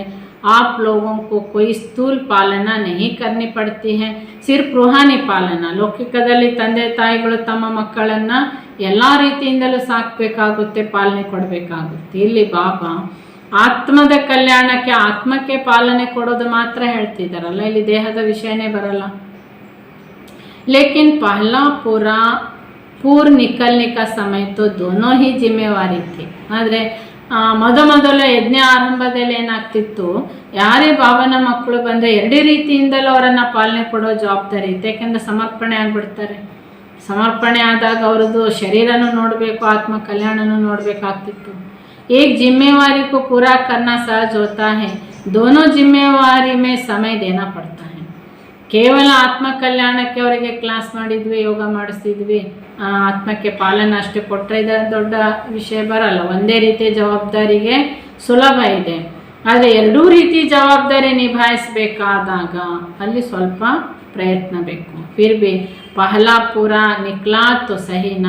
ಹೀಗೆ ಯಜ್ಞ ಆರಂಭದಲ್ಲಿ ಎಲ್ಲರೂ ಕುಟುಂಬ ಸಹಿತವಾಗಿ ಸಮರ್ಪಣೆ ಆಗ್ತಾ ಬಂದರು. ತಂದೆ ತಾಯಿ ಮಕ್ಕಳು ಅಥವಾ ಕೆಲವರು ಅತ್ತೆ ಮಾವ ಸೊಸೆ ಮೊಮ್ಮಕ್ಕಳು, ಹೀಗೆಲ್ಲ ಕುಟುಂಬ ಪರಿವಾರ ಸಹಿತವಾಗಿ ಸಮರ್ಪಣೆ ಆದಾಗ ಅಲ್ಲಿ ಆ ಕುಟುಂಬ ಪರಿವಾರನೂ ಸಂಭಾಲನೆ ಮಾಡಬೇಕಾಯ್ತು, ಆತ್ಮಗಳ ಕಲ್ಯಾಣದ ಪಾಲನೆಯೂ ಮಾಡಬೇಕಾಯ್ತು. अब आप सभी का भी यह लक्ष्य होना चाहिए कि जल्दी जल्दी अपने समीप आने वाले और प्रजा दोनों प्रकार के आत्माओं को प्रत्यक्ष करें. ಈಗ ನಾವೀಗ ಗುರಿ ಇಟ್ಕೋಬೇಕಾಗಿದೆ, ಮುಂದೆ ಬರುವ ಅನೇಕ ಆತ್ಮಗಳಿಗೆ, ನಮ್ಮ ಸಮೀಪದಲ್ಲಿ ಬರುವಂಥವರು ಪ್ರಜೆಗಳಾಗಿರ್ಬೋದು ಅಥವಾ ಬಾಬಾ ಹೇಳ್ತಿದ್ದಾರೆ ನಾಳೆ ನಮ್ಮ ಸಮ್ಮುಖದಲ್ಲಿ ಬರುವಂಥ ಆತ್ಮಗಳಿಗೆ ಬಾಬನ ಪ್ರತ್ಯಕ್ಷತೆಗೊಳಿಸುವ ಸೇವಾಧಾರಿ ನಾವಾಗಬೇಕು. वहाँ प्रत्यक्ष फल दिखाई दे. अभी मेहनत ज़्यादा करते हो, प्रत्यक्ष फल इतना दिखाई नहीं देता. ಹೇಗೆ ಯಜ್ಞ ಆರಂಭದಲ್ಲಿ ಬ್ರಹ್ಮ ಬಾಬಾ ನೋಡ್ತಿದ್ದ ಹಾಗೆಯೇ ಭವಿಷ್ಯ ಅನುಭವಕ್ಕೆ ಬಂದ್ಬಿಡ್ತಿತ್ತು. ಪ್ರತ್ಯಕ್ಷ ಫಲ ನಾಳೆ ನಮಗಿದು ಸಿಗ್ತದೆ ಅಂತ ಅವ್ರಿಗೆ ಅನುಭವ ಆಗ್ತಿತ್ತು. ಆದರೆ ಈಗ ನಮಗೆ ನೋಡುವಾಗ ಯಾರಿಗೇನು ಅನುಭವ ಆಗ್ತದೆ ಅಂದರೆ, ನಾವು ಈಗಲೂ ಬಾಬನ ಪ್ರತ್ಯಕ್ಷಗೊಳಿಸುವ ಪರಿಶ್ರಮ ಮಾಡ್ತಿದ್ದೇವೆ, ಆದರೆ ಪ್ರತ್ಯಕ್ಷ ಫಲ ಕಾಣಿಸ್ತಾ ಇಲ್ಲ. ಇದಕ್ಕೆ ಕಾರಣ ಏನು? बाप दादा की पालना आप लोगों की ईश्वरीय पालना में मुख्य अंतर क्या है? ಅಲ್ಲಿ ಬಾಪ್ ದಾದ ಇದ್ರು ಸ್ವತಃ. ಹೀಗೆ ಬಾಪ್ ದಾದನ ಪಾಲನೆಯಲ್ಲಿಯೂ ಈಶ್ವರನ ಪಾಲನೆಯಲ್ಲಿ ಮತ್ತೆ ಬಾಬಾ ಹೇಳ್ತಿದ್ದಾರೆ ಬಾಪ್ದಾದ ಕಿ ಪಾಲನ और आप लोगों की ಪಾಲನ. ಬಾಪ್ದಾದರವರ ಪಾಲನೆ ಮತ್ತು ನಾವು ಆತ್ಮಗಳು ಮಾಡುವ ಪಾಲನೆಯಲ್ಲಿ ಮುಖ್ಯ ವ್ಯತ್ಯಾಸ ಏನಿದೆ, अंतर ಏನಿದೆ? किस कारण क्षमा के ऊपर जैसे परवाने फिदा होने चाहिए वो नहीं हो पाते. ಯಾವ ಕಾರಣದಿಂದ ಚಿಟ್ಟೆಗಳು ಜ್ಯೋತಿಗೆ ಬಿದ್ದು ಸಮರ್ಪಣೆ ಆಗಬೇಕು, ಯಾಕೆ ಆಗ್ತಾ ಇಲ್ಲ? ड्रामा में पार्ट है, वहाँ बात दूसरी है, लेकिन बाप समान तो बनाए हैं. ಇಲ್ಲ ಡ್ರಾಮಾದಲ್ಲಿ ಅವ್ರ ಸಮರ್ಪಣೆ ಆಗುವುದಿಲ್ಲ, ಅವ್ರ ಬಾಬನ ಮಗು ಆಗುವುದಿಲ್ಲ, ಅದಕ್ಕೆ ಆಗಲಿಲ್ಲ, ಅದಕ್ಕೆ ಸಮರ್ಪಣೆ ಆಗಲಿಲ್ಲ, ಈ ವಿಷಯ ಬೇರೆ. ಆದರೆ ಬಾಬಾ ಹೇಳ್ತಿದ್ದಾರೆ ಅವರು ಅಟ್ಲೀಸ್ಟ್ ಬಾಬನ ಮುಂದೆ ಆದರೂ ಬರಬೇಕಲ್ಲ, ಸಮಾನತೆಗೆ ಬರಬೇಕಲ್ಲ, ಮುಂದೆ ಆದರೂ ಬರಬೇಕಲ್ಲ. प्रत्यक्ष फल का यह मतलब नहीं कि एक दिन में वारिस बन जाएंगे, लेकिन जितनी मेहनत करते हो, उम्मीद रखते हो, उस प्रमाण भी फल निकले तो प्रत्यक्ष फल कहाँ जाए. प्रत्यक्ष ಫಲದ ಅರ್ಥ ಏನಂದರೆ, ನಾವು ಯಾವ ಆತ್ಮದ ಪ್ರತಿ ಏನು ಪಾಲನೆ ಕೊಡ್ತೀರಿ, ಮಾರ್ಗದರ್ಶನ ಕೊಡ್ತೀರಿ, ನಿಮಗಲ್ಲಿ ಆ ಪರಿಶ್ರಮಕ್ಕೊಂದು ಗುರಿ ಇರ್ತದೆ, ಸಂಕಲ್ಪ ಇರುತ್ತೆ, ಆಸೆ ಇರ್ತದೆ, ಆ ಪ್ರೀತಿಯಾಗಿ ಅವರಿಂದ ಅಪೇಕ್ಷೆ ಪಡ್ತೀರಿ, ಇವ್ರು ಹೀಗಾಗಬೇಕು, ಹೀಗಿರಬೇಕು ಅಂತ. ಇದು ಪ್ರತ್ಯಕ್ಷ ಫಲ ನಾವು ನೋಡಲಿಕ್ಕೆ ಏನು ಬಯಸ್ತೇವೆ, ಅದು ಸಿಗದಿದ್ದಾಗ तो बाप दादा कोई भी कर्म के फल की इच्छा नहीं रखते. ಅಂದರೆ ನಾವು ಫಲದ ಅಪೇಕ್ಷೆ ಇಟ್ಕೊಂಡು ಪಾಲನೆ ಕೊಡ್ತೇವೆ. ಆದರೆ ಬಾಪ್ ದಾದನಿಗೆ ಯಾವುದೇ ಆತ್ಮದಕ್ಕೆ ಪಾಲನೆ ಕೊಟ್ಟಾಗ ಆ ಪಾಲನೆಯ ಕರ್ಮದ ಇಚ್ಛೆ ಬಾಬಾ ಇಟ್ಟಿರಲ್ಲ. ಸುಮ್ಮನೆ ಜ್ಞಾನ ಕೊಡ್ತಾ ಹೋಗ್ತಾರೆ, ಅವರು ಯೋಗ ಮಾಡಿದರೆ ಶಕ್ತಿ ಕೊಡ್ತಾ ಹೋಗ್ತಾರೆ, ಅವರು ಅತಿ ಜಾಸ್ತಿ ಯೋಗ ಮಾಡಿದರೆ ಕರ್ಮ ವಿನಾಶ ಮಾಡ್ತಾ ಹೋಗ್ತಾರೆ. ಆದರೆ ಆ ಆತ್ಮದ ಬಗ್ಗೆ ಯಾವುದೇ ಅಪೇಕ್ಷೆ ಬಾಬಾ ಇಡಲ್ಲ. एक तो निराकार होने के नाते से प्रारब्ध ही नहीं, तो इच्छा भी नहीं हो सकती, और साकार में भी प्रैक्टिकल पार्ट बजाए तो भी हर वचन और कर्म में सदा पिता की स्मृति होने के कारण फल की इच्छा व संकल्प मात्र भी नहीं रहा. ನೋಡಿ, ಒಂದು ಶಿವಬಾಬಾ ನಿರಾಕಾರನಿಗೆ ಏನು ಬೇಕಾಗಿಲ್ಲ ನಿರಾಕಾರ ಆತ್ಮದಿಂದ. ನಿರಾಕಾರ ಕಾರಣಕ್ಕೆ ನಿರಾಕಾರ ಆತ್ಮಗಳಿಂದ ಯಾವ ಇಚ್ಛೆ ಇರಲಿಲ್ಲ. ಎರಡನೇದಾಗಿ ಸಾಕಾರದಲ್ಲಿ ಬ್ರಹ್ಮ ಬಾಬನ ಶರೀರದಲ್ಲಿ ಕೂತು ಪಾಲನೆ ಕೊಡೋದು ಪಿತನ ರೂಪದ ಪಾಲನೆ ಕೊಟ್ಟಿರುವುದರಿಂದಾಗಿ ಪಿತ ಮಕ್ಕಳಿಂದ ಯಾವುದೇ ಅಪೇಕ್ಷೆ ಪಡುವ ಸಂಕಲ್ಪ ಮಾಡಲ್ಲ. ಮಕ್ಕಳು ಚೆನ್ನಾಗಿರಲಿ ಅಂತ ಅಷ್ಟೇನೂ ಅನ್ಕೋಬಹುದಾದ್ರೆ ಪಿತ ಆಗಿರುವ ಕಾರಣದಿಂದ ಸಂಕಲ್ಪ ಮಾತ್ರದಲ್ಲಿ ಕೂಡ ಮಕ್ಕಳಿಂದ ಯಾವುದೇ ಅಪೇಕ್ಷೆ ಬಾಬಾ ಮಾಡಲಿಲ್ಲ. और यहाँ क्या होता है, ಆದರೆ ನಾವು ಏನು ಮಾಡ್ತೇವೆ, ಬಾಬನ ಮಕ್ಕಳು जो ही कुछ करते हैं तो यहाँ ही उस फल की ಪ್ರಾಪ್ತಿ का रहता है. ಆದರೆ ಬಾಬನ ಮಕ್ಕಳು ನಾವು ಇಲ್ಲಿ ಏನು ಮಾಡುತ್ತೇವೆ, ಯಾವುದೇ ಪ್ರಕಾರದ ಕರ್ಮ ನಾವು ಏನು ಮಾಡುತ್ತೇವೆ ಅದರ ಫಲ, ಅದರ ಪ್ರಾಪ್ತಿ ಇಲ್ಲಿಯೇ ಬರ್ತದೆ. जैसे वृक्ष में फल लगता जरूर है, लेकिन वहाँ का वहाँ ही फल खाने लगे तो उसका फल पूरा पक कर प्रैक्टिकल में आवे, वह कब ना होगा, क्योंकि कच्चा ही फल खा लिया. ಇಲ್ಲಿ ನಾವು ಬಾಬನ ಮಕ್ಕಳು ಏನು ಮಾಡ್ತೇವೆ, ಜ್ಞಾನ ಕೊಟ್ವಿ, ಪಾಲನೆ ಕೊಟ್ವಿ, ಆ ಫಲ ಪರಿಪಕ್ವವಾಗಿ ತಾನಾಗಿ ತಿನ್ನಲಿಕ್ಕೆ ಯೋಗ್ಯ ಆಗೋವರೆಗೂ ಕಾಯಲ್ಲ. ಆ ಫಲ ಮರದಲ್ಲಿ ಬಿಟ್ಟಿರ್ತದೆ, ಅದು ಹಸಿದೆ ತಿಂದು ಮುಗಿಸ್ಬೇಕು ಅಂದರೆ ಅರ್ಜೆಂಟ್ ನಮಗೆ ಫಲ ಬೇಕು ಅಂತ ಆ ಹಸಿದೆ ಫಲವನ್ನು ತಗೊಂಡ್ಬಿಡ್ತೇವೆ, ತಿನ್ನಲಿಕ್ಕೆ ಬರಲ್ಲ, ಮತ್ತೆ ಬಿಸಾಡ್ತೇವೆ. ಅಂದರೆ ಅರ್ಥ ಅವರು ಪಾಲನೆ ಕೊಡ್ತೇವೆ, ಅವರಿಗೆ ಮಾರ್ಗದರ್ಶನ ಕೊಡ್ತೇವೆ, ಅದು ಅನುಭವ ಮಾಡಿ ತಾವಾಗಿ ಬಳಿ ಬಂದು ಆ ಫಲ ಕೊಡುವವರೆಗೂ ನಾವು ಕಾಯಲ್ಲ. ನಾವೇ ಏನಾದ್ರೂ ಮಾತಾಡಿ ಏನಾದರೂ ಹೇಳಿ ಫಲ ಪಡ್ಕೊಳ್ಳೋ ಪ್ರಯತ್ನ ಮಾಡ್ತೇವೆ. ಹೀಗಾಗಿ ಆ ಹಸಿದೆ ತಿಂದು ಮುಗಿಸಿದ್ರೆ ಏನಾಗುತ್ತೆ, ಆ ರೀತಿ ನಮ್ಮ ಅವಸ್ಥೆ ಇದೆ ಅಂತ ಬಾಬಾ ಹೇಳ್ತಾರೆ. जो कुछ किया उसके फल की इच्छा सूक्ष्म में भी रहती जरूर है. ನಾವು ಏನೇ ಸೇವೆ ಮಾಡಿರ್ತೇವೆ, ಯಾರಿಗೇನೆ ಮಾಡಿರ್ತೇವೆ, ನಮಗಿಷ್ಟ ಇಲ್ಲ ಅಂತ ಹೊರನೋಟದಲ್ಲಿ ಹೇಳಿರ್ತೇವೆ, ಆದರೆ ಒಳಗೆ ಸೂಕ್ಷ್ಮವಾದ ಇಚ್ಛೆ ಏನಾದರೂ ಖಂಡಿತ ಇರುತ್ತೆ ಅಂತಾರೆ ಬಾಬಾ. तो किया और फल खाया, ಆ ಇಚ್ಛೆ ಸೂಕ್ಷ್ಮವಾಗಿ ಏನಿರ್ತದಲ್ಲ, ಇದಕ್ಕೆ ಹೇಳಲಾಗುತ್ತೆ ಹಸಿ ಫಲನೇ ತಿಂದರು ಅಂತ. ಆ ಇಚ್ಛೆ ಹಸಿ ಫಲ. ಈ ಕಾರಣಕ್ಕೆ ಪರಿಪಕ್ವವಾಗಿ ಫಲ ನಮಗೇನು ಸಿಗಬೇಕಿತ್ತು 100% ಫಲ ಏನು ರಿಸಲ್ಟ್ ಬರಬೇಕಿತ್ತು ಅದು ಬರಲಿಲ್ಲ. ಆಧೆ ಮೇ ಹಿ ರಹ ಗಯಾನ, ಅರ್ಧದಲ್ಲೇ ಏನಾಯಿತು ಅಲ್ಲಿ ಫಲ ಬಾಕಿ ಉಳ್ಕೊಂಡ್ಬಿಡ್ತು. फल की इच्छाएं भी भिन्न भिन्न प्रकार की हैं, जैसे ಅಪಾರ ದುಃಖೋं की लिस्ट है. ಬಾಬಾ ಹೇಳ್ತಾರೆ ಫಲದ ಇಚ್ಛೆಗಳು ಕೂಡ ಅನೇಕ ರೂಪದಿಂದ ಮಕ್ಕಳಿಗೆ ಇರ್ತದೆ. ಹೇಗೆ ನೋಡಿ, ದುಃಖದ ಒಂದೇ ರೀತಿ ದುಃಖ ಇದೆಯಾ ಮನುಷ್ಯನಿಗೆ? वैसे फल की इच्छाएं व उसका ರೆಸ್ಪಾನ್ಸ್ लेने का ಸೂಕ್ಷ್ಮ ಸಂಕಲ್ಪ ಜರೂರ್ रहता है. ಅದೇ ರೀತಿಯಾಗಿ ಮಕ್ಕಳಿಗೂ ಕೂಡ ಏನು ಸೇವೆ ಪುರುಷಾರ್ಥ ಮಾಡ್ತೇವೆ, ಇದರ ಫಲದ ಇಚ್ಛೆ ಕೂಡ ಬಾಬಾ ಹೇಳ್ತಾರೆ ಅದರ ರೆಸ್ಪಾನ್ಸ್ ಮಕ್ಕಳಿಗೆ ಸೂಕ್ಷ್ಮ ರೂಪದ ಅಲ್ಪನೆ ಪಡ್ಕೊಳ್ಳುವ ಸಂಕಲ್ಪ ಇರ್ತದೆ. ಬೇಗ ಸಿಗಲಿ ಬೇಗ ಸಿಗಲಿ ಬೇಗ ಆಗಲಿ ಅಂತ. ಕುಚ್ ನ ಕುಚ್ ಏಕ್ ದೋ ಕೋ ಪರ್ಸೆಂಟೇಜ್ ಬಿ ಹೋತಾ ಜರೂರ್ ಹೈ. ಬಾಬಾ ಹೇಳ್ತಾರೆ ಮಕ್ಕಳಲ್ಲಿ ಒಂದಿಲ್ಲ ಒಂದು ರೂಪದ 1-2% ಆದ್ರೂ ಅಲ್ಪ ಫಲ ಸಂಕಲ್ಪ ಅಗತ್ಯ ಇರುತ್ತೆ. ಬಿಲ್ಕುಲ್ ನಿಷ್ಕಾಮ್ ವೃತ್ತಿ ರಹೆ ಐಸಾ ನಹೀ ಹೋತಾ. ಎಷ್ಟೇ ಪುರುಷಾರ್ಥ ಸೇವೆ ಮಕ್ಕಳು ಮಾಡಿದ್ರು ನನಗೇನು ಇಚ್ಛೆ ಇಲ್ಲ, ಯಾವ ಆಸೆ ಇಲ್ಲ, ಬಾಬಾ ಹೇಳ್ತಾರೆ ಈಗ ನಿಷ್ಕಾಮ ವೃತ್ತಿ ಉಳ್ಳವರು ಯಾರು ಇಲ್ಲ ಅಂತಾರೆ ಬಾಬಾ. ಪುರುಷಾರ್ಥಕ್ಕೆ ಪ್ರಭಾವಕ್ಕೆ ನಾಲೆಜ್ ಹೋತೆ ಬಿ ಉಸ್ಮೆ ಅಟ್ಯಾಚ್ಮೆಂಟ್ ನಾ ಹೋ. ಅದಕ್ಕೆ ಬಾಬಾ ಹೇಳ್ತಾರೆ ಪುರುಷಾರ್ಥ ಏನು ಮಾಡಬೇಕು, ಪುರುಷಾರ್ಥದ ಪ್ರಾರಬ್ಧ ಏನು ಸಿಗ್ತದೆ ಅಂತ ಜ್ಞಾನ ಇದ್ದ ಮೇಲೂ ಕೂಡ ಅದರ ಫಲದ ಆಕರ್ಷಣೆಯ ಅಟ್ಯಾಚ್ಮೆಂಟ್ ಮಕ್ಕಳಿಗಿರಬಾರ್ದು. ವಹ ಅವಸ್ಥಾ ಬಹುತ್ ಕಮ್ ಹೇ. ಕೇವಲ ಮಾಡ್ತಾ ಹೋಗೋದು ಒಂದೇ ಅಂತ ತಿಳ್ಕೊಂಡು ಮಾಡುವಂಥ ಈ ಅವಸ್ಥೆ ಮಕ್ಕಳಲ್ಲಿ ತುಂಬ ಕಮ್ಮಿ ಇದೆ ಅಂತಾರೆ ಬಾಬಾ.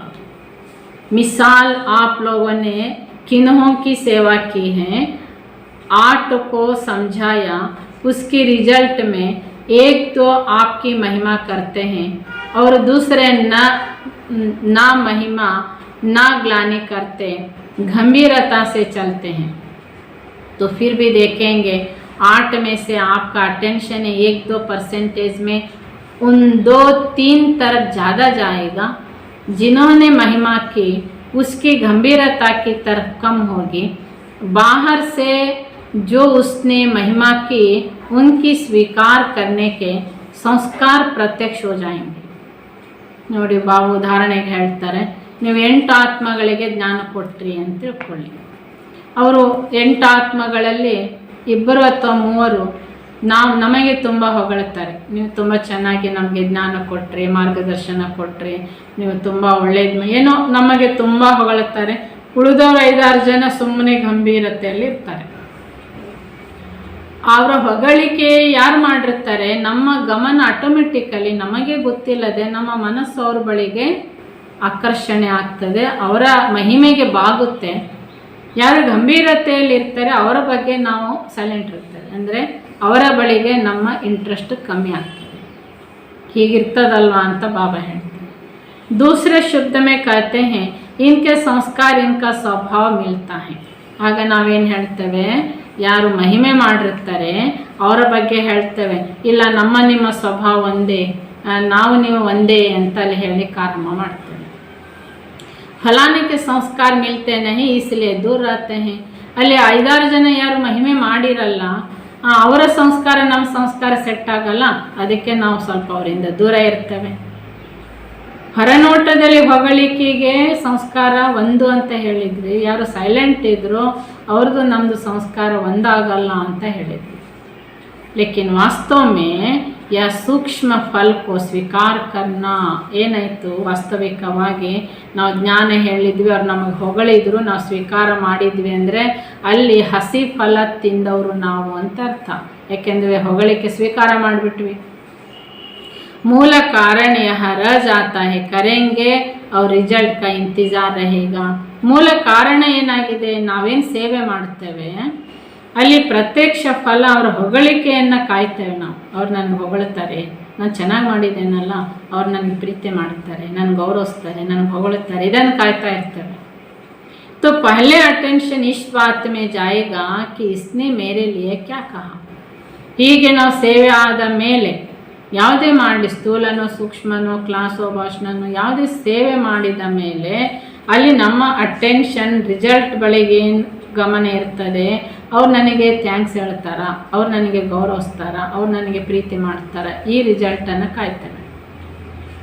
ಮೈನೆ ಭಾಷಣ ಕಿಯಾ ಸಭಿನೆ ಕ್ಯಾ ಕಹ, ಅಲ್ಲಿ ಭಾಷಣ ಮಾಡಿ ಬಂದ ಮೇಲೆ ಕೇಳ್ತೇವೆ, ನಾನು ಭಾಷಣ ಮಾಡಿದ್ನಲ್ಲ, ಕೂತವರೆಲ್ಲ ಏನು ಅಂದ್ಕೊಳ್ತಿದ್ರು, ಏನು ಮಾತಾಡ್ತಿದ್ರು, ಏನು ಹೇಳಿದರು, ಎಲ್ಲರಿಗೂ ಇಷ್ಟ ಆಯ್ತಾ, ಎಲ್ಲರಿಗೂ ಖುಷಿ ಆಗ್ತಿತ್ತಾ, ಹೀಗೆ ಪ್ರಶ್ನೆ ಮಾಡ್ತೇವೆ.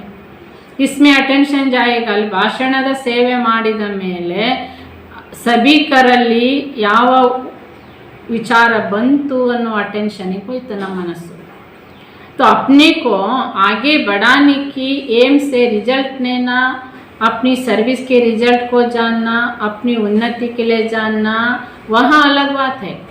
अरे ಭಾಷಣ ಮಾಡಿದ ಮೇಲೆ ಅದು ಸರಿ ಇತ್ತಾ ಇಲ್ಲ ವಿಷಯ ಅಂತ ಆ ರಿಸಲ್ಟನ್ನು ಕೇಳಲಿಕ್ಕೋ ಅಥವಾ ಆ ರಿಸಲ್ಟಿನಿಂದ ಏನಾದರೂ ಉನ್ನತಿ ಮಾಡ್ಕೊಳ್ಳಿಕ್ಕೋ, ಆ ರಿಸಲ್ಟಿನಿಂದ ಸರಿ ತಪ್ಪು ಅರ್ಥ ಮಾಡಿಕೊಳ್ಳೋ ಉದ್ದೇಶದಿಂದ ಕೇಳೋ ವಿಚಾರ ಬೇರೆ. ಅಭಿ ಭಿ ಕಿಯಾ और अभी भी लिया तो ಜಮಾ ಕುಚ್ ನಹೀ ಹೋತಾ. ಆದರೆ ಅಭಿಮಾನದಿಂದ ಕೇಳ್ತಾ ಹೋದರೆ, ಈಗೀಗ ಮಾಡಿದ ಸೇವೆಗೆ ಈಗೀಗ ಫಲ ನೀವು ಪಡ್ಕೊಳ್ಳೋಕೆ ಹೊರಟ್ರೆ ಏನಾಯಿತು, ಕಮಾಯ ಖಾಯ, ಈಗೀಗ ಸಂಪಾದಿಸಿದ್ವಿ, ಈಗೀಗ ತಿಂದು ಖಾಲಿ ಮಾಡಿದ್ವಿ. ಇಸ್ಮೆ ವಿಲ್ ಪವರ್ ನಹಿ ಇರತ್ತೆ. ಇದರಿಂದಾಗಿ ಬಾಬಾ ಹೇಳ್ತಾರೆ, ಮಕ್ಕಳಲ್ಲಿ ವಿಲ್ ಪವರ್ ಸ್ಟಾಕ್ ಆಗಲ್ಲ, ನಿಲ್ಲಲ್ಲ. या अंदर से सदा कमजोर रहेंगे, ಶಕ್ತಿಶಾಲಿ नहीं होंगे. ಇಂತಹ ಮಕ್ಕಳು ಆಂತರಿಕವಾಗಿ ತುಂಬ ದುರ್ಬಲರಾಗಿರ್ತಾರೆ, ಶಕ್ತಿಶಾಲಿ ಆಗಿರೋದಿಲ್ಲ. ಕ್ಯೋಂಕಿ ಖಾಲಿ ಖಾಲಿ ಹೇನಾ, ಯಾಕೆ ಹೊರಗೆ ತುಂಬ ಮಾಡ್ತಾ ಇದ್ದೇವೆ, ಒಳಗೆ ಈ ಅಪೇಕ್ಷೆಗಳಿಂದಾಗಿ ಖಾತೆ ಜಮಾ ಆಗದೇ ಖಾಲಿ ಖಾಲಿನೇ ಆಗಿರುತ್ತೆ. ಭರಿ ಹುಯಿ ಚೀಜ್ ಪವರ್ಫುಲ್ ಹೋತಿ ಹೇ. ಆದರೆ ಯಾರು ಭರ್ಪೂರಿ ಆಗಿರ್ತದೆ, ಯಾವ ವಸ್ತು ತುಂಬಿರ್ತದೆ ಅದು ಭಾರವಾಗಿರ್ತದೆ. तो मुख्य कारण यह है, इसलिए फल पक कर सामने आवे या बहुत कम आते हैं. ಮುಖ್ಯ ಕಾರಣ ಏನಂದರೆ ಮಕ್ಕಳು ಹಸಿದೆ ಫಲ ತಿಂತಾರೆ, ಅದಕ್ಕೋಸ್ಕರ ಫಲ ಸಮ್ಮುಖದಲ್ಲಿ ಬರಲಿಲ್ಲ. ಈಗ ಫಲ ಸಮ್ಮುಖದಲ್ಲಿ ಬರುವವರೆಗೆ ಮಕ್ಕಳು ಅಲ್ಲಿ ಫಲ ಪಕ್ವ ಆಗಲಿಕ್ಕೆ ಕಾಯಬೇಕಾಗುತ್ತೆ. ಅಂದರೆ ಅಪೇಕ್ಷೆ ಇಟ್ಕೋಬಾರ್ದು. ಜಬ್ ಯಾ ಬಾತ್ ಖತಮ್ ಹೋ ಜಾಯೇಗಿ तब निराकारी, निरहंकारी और साथ साथ निर्विकारी मनसा वाचा कर्मणा में तीनों सब्जेक्ट दिखाई देंगे.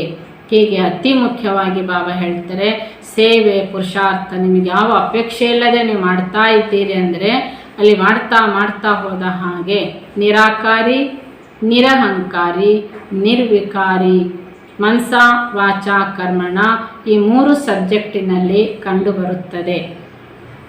ಶರೀರ ಮೇ ಹೋತೆ ನಿರಾಕಾರಿ ಆತ್ಮಿಕ ರೂಪ ದಿಖಾಯಿ ದೇಗ. ನಾವು ಆತ್ಮ ಶರೀರದಲ್ಲಿದ್ದೇವೆ, ಆದರೆ ನಿರಾಕಾರಿ ಆತ್ಮಿಕ ಸ್ವರೂಪ ಮಕ್ಕಳಲ್ಲಿ ಕಾಣುತ್ತದೆ.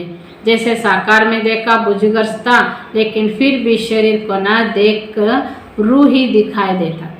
ಹೇಗೆ ಸಾಕಾರದಲ್ಲಿ ನೋಡಿ ಬ್ರಹ್ಮ ಬಾಬಾ ಶರೀರ ವೃದ್ಧ ಆಗಿತ್ತು, ಬ್ರಹ್ಮ ಬಾಬನ ನೋಡ್ತಿದ್ರು ಕೂಡ ಬ್ರಹ್ಮ ಬಾಬನ ಮಸ್ತಕದಲ್ಲಿ ಬ್ರಹ್ಮ ಬಾಬರವರ ಪ್ರಕಾಶವಾದ ಪವಿತ್ರ ಆತ್ಮ ಜ್ಯೋತಿ ಕಾಣ್ತಿತ್ತು. ವ್ಯಕ್ತ ಗಾಯಬ್ ಅವ್ಯಕ್ತ ದಿಖಾಯಿ ದೇತಾ ತಾ. ಅಲ್ಲಿ ಸ್ಥೂಲ ಶರೀರ ಕಾಣ್ತಿರಲಿಲ್ಲ, ಫರಿಸ್ತಾ ರೂಪ ಬ್ರಹ್ಮ ಬಾಬಂದು ಕಾಣ್ತಿತ್ತು.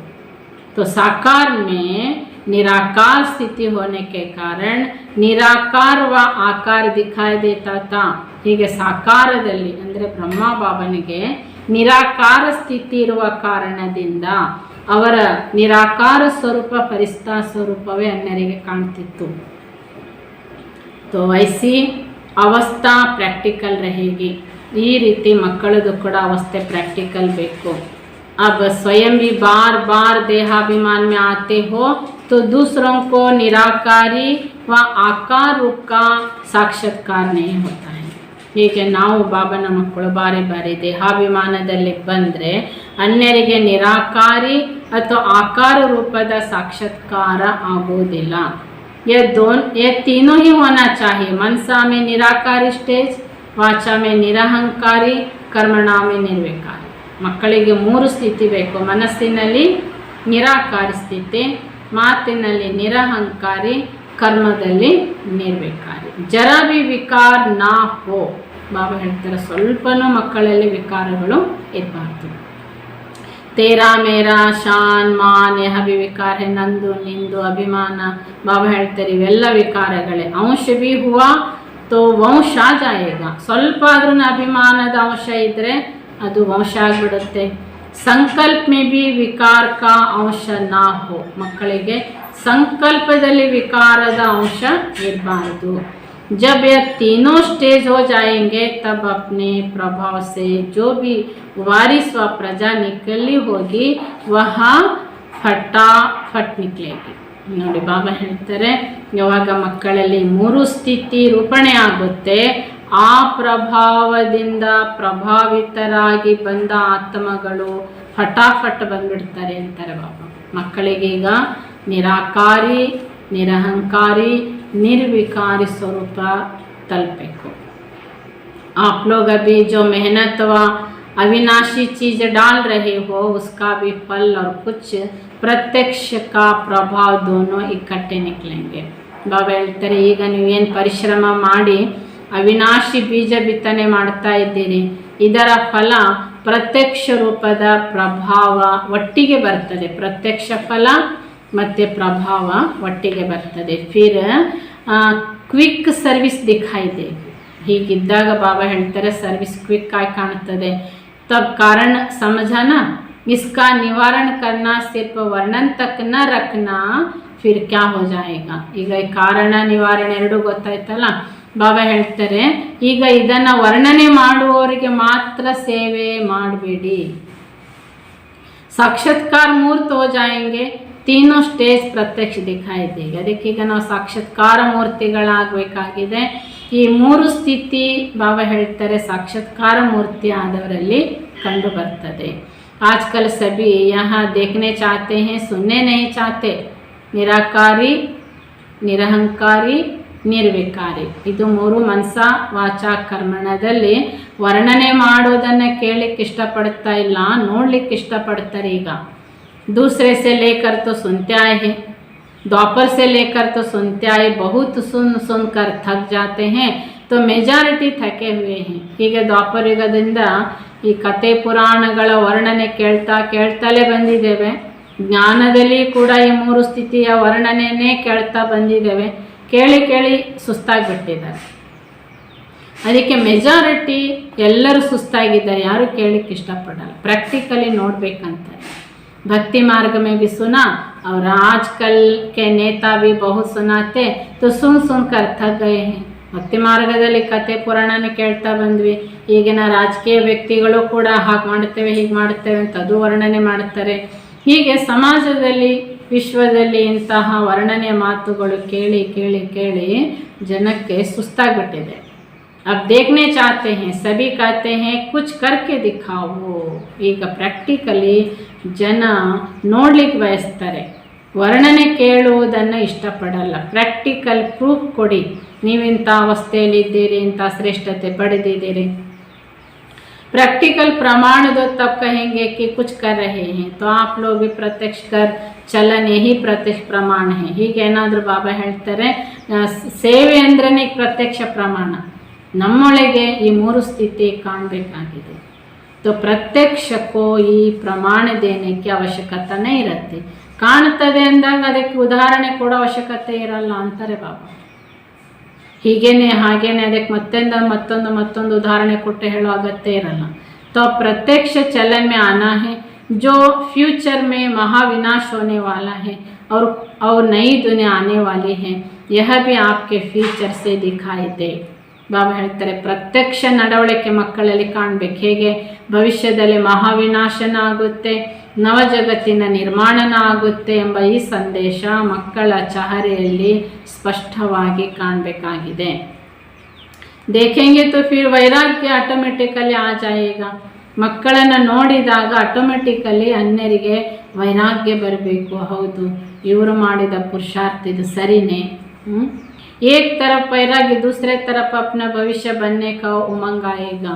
ಮಕ್ಕಳನ್ನು ನೋಡಿದಾಗ ಹಳೆ ಜಗತ್ತಿನ ವೈರಾಗ್ಯನೂ ಬರಬೇಕು, ಭವಿಷ್ಯ ಭಾಗ್ಯ ರೂಪಿಸಿಕೊಳ್ಳುವ ಉಮಂಗನೂ ಬರಬೇಕು.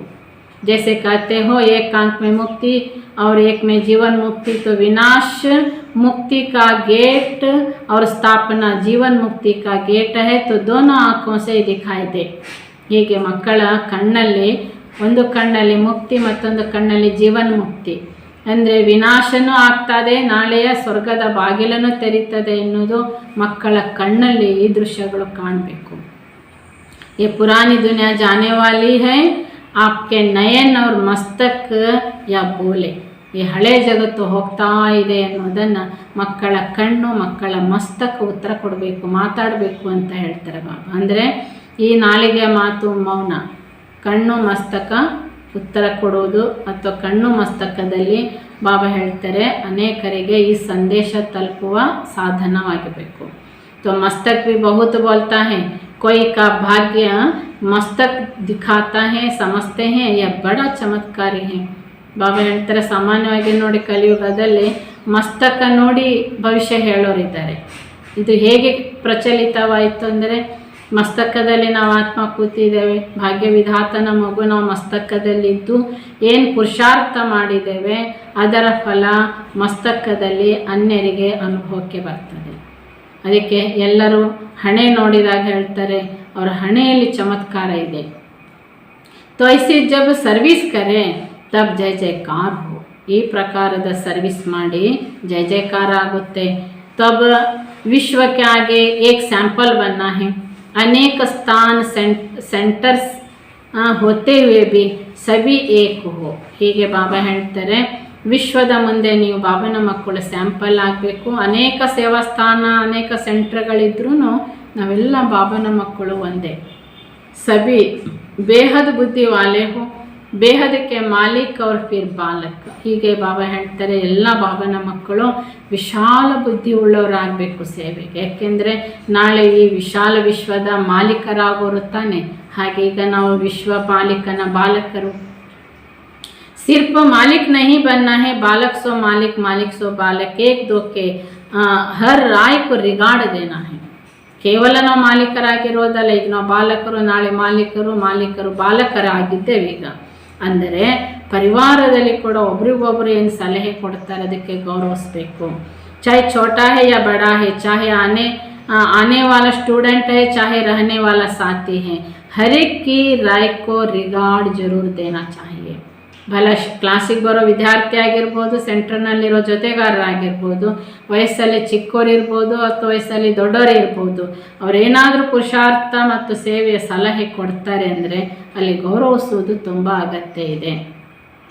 ಕೊಯ್ಕೆ ರಾಯ್ಕೋ ಟುಕ್ರಾನ ಹೋಗ, ಟುಕ್ರಾನ ಗೋಯ ಅಪ್ನೆ ಆಪ್ಕೋ ಟುಕ್ರಾನ ಹೇ. ಯಾರಾದರೂ ಸಲಹೆ ಕೊಡ್ತಿರ್ತಾರೆ, ಬಾಬಾ ಹೇಳ್ತಾರೆ ಸುಮ್ಮನಿರೋ ನಿನಗೇನು ಗೊತ್ತು ಅಂತ ನೀವು ಹೀಗೇನಾದರೂ ಅವರನ್ನು ಬಾಯಿ ಮುಚ್ಚಿಸಿದರೆ, ಅವ್ರಿಗೆ ಹೇಳಲಿಕ್ಕೆ ಅವಕಾಶ ಕೊಡಲಿಲ್ಲ, ಅವರಿಗೆ ನೀವು ಧಿಕ್ಕರಿಸಿದ್ರಿ ಅಂದರೆ ಅರ್ಥ ನೀವು ನಿಮಗೆ ಧಿಕ್ಕಾರ ಮಾಡಿಕೊಂಡ ಹಾಗೆ. ಪಹಲೆ तो जरूर रिगार्ड देना चाहिए, फिर भले कोई समझा नहीं दो वह दूसरी बात. ಅವ್ರು ಹೇಳ್ತಾ ಇರುವಾಗ ಒಂದು ನಿಮಿಷ ಕೇಳಿ ಅಂದರೆ ಅವ್ರಿಗೆ ಗೌರವ ಕೊಡಿ. ಫಲ ಅದು ಸರಿನೋ ತಪ್ಪೋ ಆಗಿರ್ಬೋದು ಅಥವಾ ಅಗತ್ಯ ಅನಗತ್ಯನೇ ಆಗಿರ್ಬೋದು, ಮತ್ತೆ ಅವರಿಗೆ ತಿಳುವಳಿಕೆ ಕೊಡೋ ವಿಷಯ ಬೇರೆ. ಪಹಲೆ ಸೇ ಹಿ ಕಟ್ ನಾ ಕರ್ನಾ ಚಾಹಿಯೆ. ಆದರೆ ಅವ್ರು ಹೇಳ್ತಾ ಇರುವಾಗಲೇ ಮೊದಲೇ ಅವ್ರ ಮಾತನ್ನು ಕಟ್ ಮಾಡಬಾರ್ದು. ಯಾ ರಾಂಗ್ ಹೇ ಯಾ ಹೋ ನೈ ಸಕ್ತೆ. ಇನ್ನು ಹೇಳ್ತಾ ಇರುವಾಗಲೇ ಇದು ಸರಿಯಿಲ್ಲ ಬೇಡ ಅಂತ ಮೊದಲೇ ಆ ಮಾತನ್ನು ಅವರನ್ನು ಕಟ್ ಮಾಡಿಬಿಡೋದು, ಇದು ರಾಂಗ್ ಆಗ್ತದೆ. तो यहाँ उसकी राय का ಡಿಸ್ರಿಗಾರ್ಡ್ करते हो. ಈಗ ಅವ್ರು ಸಲಹೆ ಕೊಡ್ತಿರೋದನ್ನೇ ಕೇಳಲಿಲ್ಲ ಅಂದರೆ ಅವರ ಸಲಹೆಗೆ ನೀವು ಡಿಸ್ರಿಗಾರ್ಡ್ ಮಾಡಿದ ಹಾಗಾಯಿತು. इससे फिर उनमें भी ಡಿಸ್ರಿಗಾರ್ಡ್ का ಬೀಜ ಪಡ್ತಾ है. ಇದರಿಂದ ಏನಾಗುತ್ತೆ, ನಮ್ಮ ಪ್ರತಿಯಾಗಿ ಅವರ ಮನಸ್ಸಿನಲ್ಲಿ ಕೂಡ ಈ ಡಿಸ್ರಿಗಾರ್ಡ್ ಬೀಜ ಬಿತ್ತನೆ ಆಗ್ಬಿಡ್ತು. जैसे माँ बाप घर में होते हैं तो नेचुरली बच्चों में संस्कार होते हैं. माँ बाप को कॉपी करने के ಹೇಗೆ ಮನೆಗಳಲ್ಲಿ ತಂದೆ ತಾಯಿಗಳನ್ನು ಮಕ್ಕಳು ನೋಡ್ತಿರ್ತಾರೆ, ಮಕ್ಕಳು ತಂದೆ ತಾಯಿಗಳ ಗುಣವನ್ನು ಕಲಿತಿರ್ತಾರೆ. ಸ್ವಾಭಾವಿಕವಾಗಿ ತಂದೆ ತಾಯಿಗಳ ಪ್ರಭಾವ ಮಕ್ಕಳಿಗೆ ಆಗ್ತಿರ್ತದೆ. माँ बाप कोई बच्चों को सिखलाते नहीं हैं, यह भी अलौकिक जन्म के बच्चे हैं. ಹೀಗೆ ತಂದೆ ತಾಯಿಗಳು ಮಕ್ಕಳಿಗೇನು ಕಲಿಸಲ್ಲ, ಆಟೋಮೆಟಿಕಲಿ ಅವರ ಪ್ರಭಾವ ಮಕ್ಕಳಿಗೆ ಆಗ್ತಾ ಇರ್ತದೆ. ಅದೇ ರೀತಿಯಾಗಿ ಇಲ್ಲಿ अलौकिक जन्मದ ಮಕ್ಕಳಿರು बड़े माँ बाप के समान होते हैं. इसलिए आज आपने उनके राय का डिसरिगार्ड किया, कल आपको वह डिसरिगार्ड देगा. ಹೀಗೆ ಬಾಬಾ ಹೇಳ್ತಾರೆ ತಂದೆ ತಾಯಿಗಳು ಅಂದರೆ ಮಕ್ಕಳು ತನ್ನ ಸಮಾನ ಮಾಡ್ಕೊಳ್ತಾ ಇರ್ತಾರೆ. ಅವ್ರು ಹೇಗಿರ್ತಾರೆ ಮುಂದಕ್ಕೆ ಮಕ್ಕಳು ಅದೇ ರಿಸಲ್ಟನ್ನು ತಂದೆ ತಾಯಿ ಕೊಡ್ತಾರೆ. ಆದ್ದರಿಂದ ಬಾಬಾ ಹೇಳ್ತಾರೆ, ಪರಿವಾರದಲ್ಲಿ ಕೂಡ ನೀವು ಯಾರ ಸಲಹೆಗೆ ಸೂಚನೆಗೆ ಡಿಸ್ರಿಗಾರ್ಡ್ ಮಾಡಿದರೆ ಕ್ರಮೇಣ ಮುಂದಕ್ಕೆ ಅವರು ನಿಮಗೆ ಡಿಸ್ರಿಗಾರ್ಡ್ ಮಾಡಲಿಕ್ಕೆ ಆರಂಭಿಸ್ತಾರೆ. जो निमित्त हैं, चूहा पहले फूक देकर फिर काटता है, तो व्यर्थ को कट भी करना हो तो पहले उनको रिगाड़ दो. ನೋಡಿ ಬಾಬಾ ಅವರು ಸುಮ್ಮನೆ ಹೇಳ್ತಾರೆ, ಅವ್ರು ಹೇಳೋ ಮಾತಲ್ಲಿ ಏನು ಅರ್ಥ ಇರಲ್ಲ ಅಂತ ಆದ್ರೂ ಕೂಡಲೇ ಡಿಸ್ರಿಗಾರ್ಡ್ ಮಾಡಿಬಿಟ್ರೆ ಅವರಲ್ಲಿ ಏನಾಗುತ್ತೆ, ಡಿಸ್ರಿಗಾರ್ಡ್ ಬೀಜ ಬಂದ್ಬಿಡುತ್ತೆ. ಭಲ ನೀವು ನಿಮಿತ್ತರಿದ್ದೀರಿ. ಬಾಬಾ ಉದಾಹರಣೆಗೆ ಹೇಳ್ತಾರೆ, ಹೇಗೆ ಇಲ್ಲಿ ಕಚ್ಚಬೇಕಾದ್ರೆ ಮೊದಲು ಏನು ಮಾಡ್ತದೆ, ತನ್ನ ಬಾಯಿಯ ಗಾಳಿ ಬಿಡ್ತದೆ, ಊದ್ತದೆ. ಅಲ್ಲಿ ಆ ಚರ್ಮ ಏನಾಗುತ್ತೆ, ಅನ್ಕಾನ್ಸಿಯಸ್ ಆಗುತ್ತೆ. ಅಂದರೆ ಅದರ ಒಂದು ಏನು ಹೇಳ್ತಾರೆ, ಆ ಚರ್ಮದಲ್ಲಿರುವಂತಹ ಒಂದು ಆ್ಯಕ್ಟಿವಿಟಿ ಕಮ್ಮಿ ಆಗ್ತದೆ, ಕಚ್ಚುತ್ತೆ, ಕಚ್ಚಿರೋದೇ ಗೊತ್ತಾಗಲ್ಲ, ರಕ್ತ ಸೋರ್ತಿರ್ತದೆ. ಹಾಗೆಯೇ ಬಾಬಾ ಹೇಳ್ತಾರೆ, ಯಾರಾದರೂ ತಮ್ಮ ವಿಚಾರ ಸಲಹೆ ಹೇಳ್ತಾ ಇದ್ದಾರೆ, ಕೊಡ್ತಿದ್ದಾರೆ, ಇಮ್ಮಿಡಿಯೇಟ್ ಅವ್ರ ಮಾತನ್ನು ನೀವು ಕಟ್ ಮಾಡಬೇಡಿ, ಊದ್ರಿ. ಅಂದರೆ ಗೌರವ ಕೊಡಿ, ಅವ್ರ ಮಾತು ಕೇಳ್ರಿ, ಹಾಂ ಸರಿ ಇದೆ, ಒಳ್ಳೇದಿದೆ ಅಂತ ಹೇಳಿ. ಫಿರ್ ಉಸ್ಕೋ ಕಟ್ ಕರ್ನಾ ನಹಿ, ಲೇಕಿನ್ ಸಮझे हमको ಶ್ರೀಮತ್ ಮಿಲ್ ರಹಿ ಹೈ. ಅಂದರೆ ಕೇಳಿ ಮತ್ತೆ ಅವ್ರಿಗೆ ಹೇಳಬೇಕು, ನೋಡಿ ನಮ್ಮ ಶ್ರೀಮತ ಹೀಗಿದೆ, ಪರಮಾತ್ಮ ಜ್ಞಾನ ನಮಗೆ ಹೀಗೆ ಹೇಳಿದ್ದಾರೆ ಮಾಡಲಿಕ್ಕೆ, ನಾವು ಹೀಗೇ ಮಾಡಬೇಕಾಗುತ್ತೆ ಅಂತ ಯುಕ್ತಿಯಿಂದ ಮಾತಾಡಿ. ರಿಗಾರ್ಡ್ ದೇ ಆಗೆ ಬಡಾನೆ ಮೇ ಯಹ ಖುಷ್ ಹೋ ಜಾಯೆಂಗೆ. ನೀವು ಹೇಳಿದ್ದು ಸರಿಯೇ ಇದೆ, ಆದರೆ ನಮಗೆ ಪರಮಾತ್ಮ ಶ್ರೀಮತ ಹೀಗೆ ಹೇಳಿದ್ದಾರೆ, ಪರಮಾತ್ಮನ ಜ್ಞಾನ ಹೀಗಿದೆ ಅಂತ ನೀವು ಮತ್ತೆ ಅವರಿಗೆ ಈ ಜ್ಞಾನವನ್ನು ಶ್ರೀಮತವನ್ನು ನೆನ್ಪು ಮಾಡಿಸಿ, ಆಗ ಅವ್ರಿಗೆ ಖುಷಿ ಆಗ್ತದೆ. ಕಿಸಿ ಕೋ ಖುಷ್ ಕರ್ ಫಿರ್ ಕೊಯ್ ಕಾಮ್ ಬಿ ನಿಕಾಲ್ನ ಸಾಜ್ ಹೋತಾ ಹೈ. ಹೀಗೆ ಮೊದಲು ಅವರ ಸಲಹೆಯನ್ನು ಕೇಳಿ ಖುಷಿಪಟ್ಟು ನಂತರ ಅವರಿಗೆ ಖುಷಿ ಪಡಿಸಿದ ಮೇಲೆ ಅವರಿಂದ ನೀವು ಏನಾದರೂ ಸೇವೆ ತಗೊಳ್ಳಿಕ್ಕೆ ಬರ್ತದೆ. ಏಕ್ ದೋ ಕಿ ಬಾತ್ ಕೋ ಕಬ್ ಕಟ್ ನಹಿ ಕರ್ನಾ ಚಾಹಿಯೇ. ಸಂಘಟನೆಯಲ್ಲಿ ಒಬ್ಬೊಬ್ರೇನು ಸಲಹೆ ಕೊಡ್ತಿರ್ತಾರೆ, ಏನದು ಸಾಧ್ಯ ಇಲ್ಲ, ಅದು ಆಗಲ್ಲ ಅಂತ ಹೇಳಿ ಮುಗಿಸೋ ಮೊದಲು ಅವ್ರ ಮಾತನ್ನು ಕಟ್ ಮಾಡಬಾರ್ದು. ಹಾಂ ಕ್ಯೂ ನಹಿ ಬಹುತ್ ಅಚ್ಚಾ ಹೈ, ಅವರ ಸಲಹೆ ಕೇಳಬೇಕು, ಹಾಂ ತುಂಬ ಚೆನ್ನಾಗಿದೆ, ಯಾಕೆ ಮಾಡಬಾರ್ದು, ಹೀಗೂ ಮಾಡ್ಬೋದು, ನೋಡೋಣ, ವಿಚಾರಿಸೋಣ ಅಂತ ಮೊದಲು ಅವ್ರ ಸಲಹೆ ಕೇಳಿ ಹಾಂ ಹೇಳಿ ಮತ್ತೆ ಮುಂದಿನ ವಿಚಾರ ಬಗ್ಗೆ ಮಾತಾಡಿ.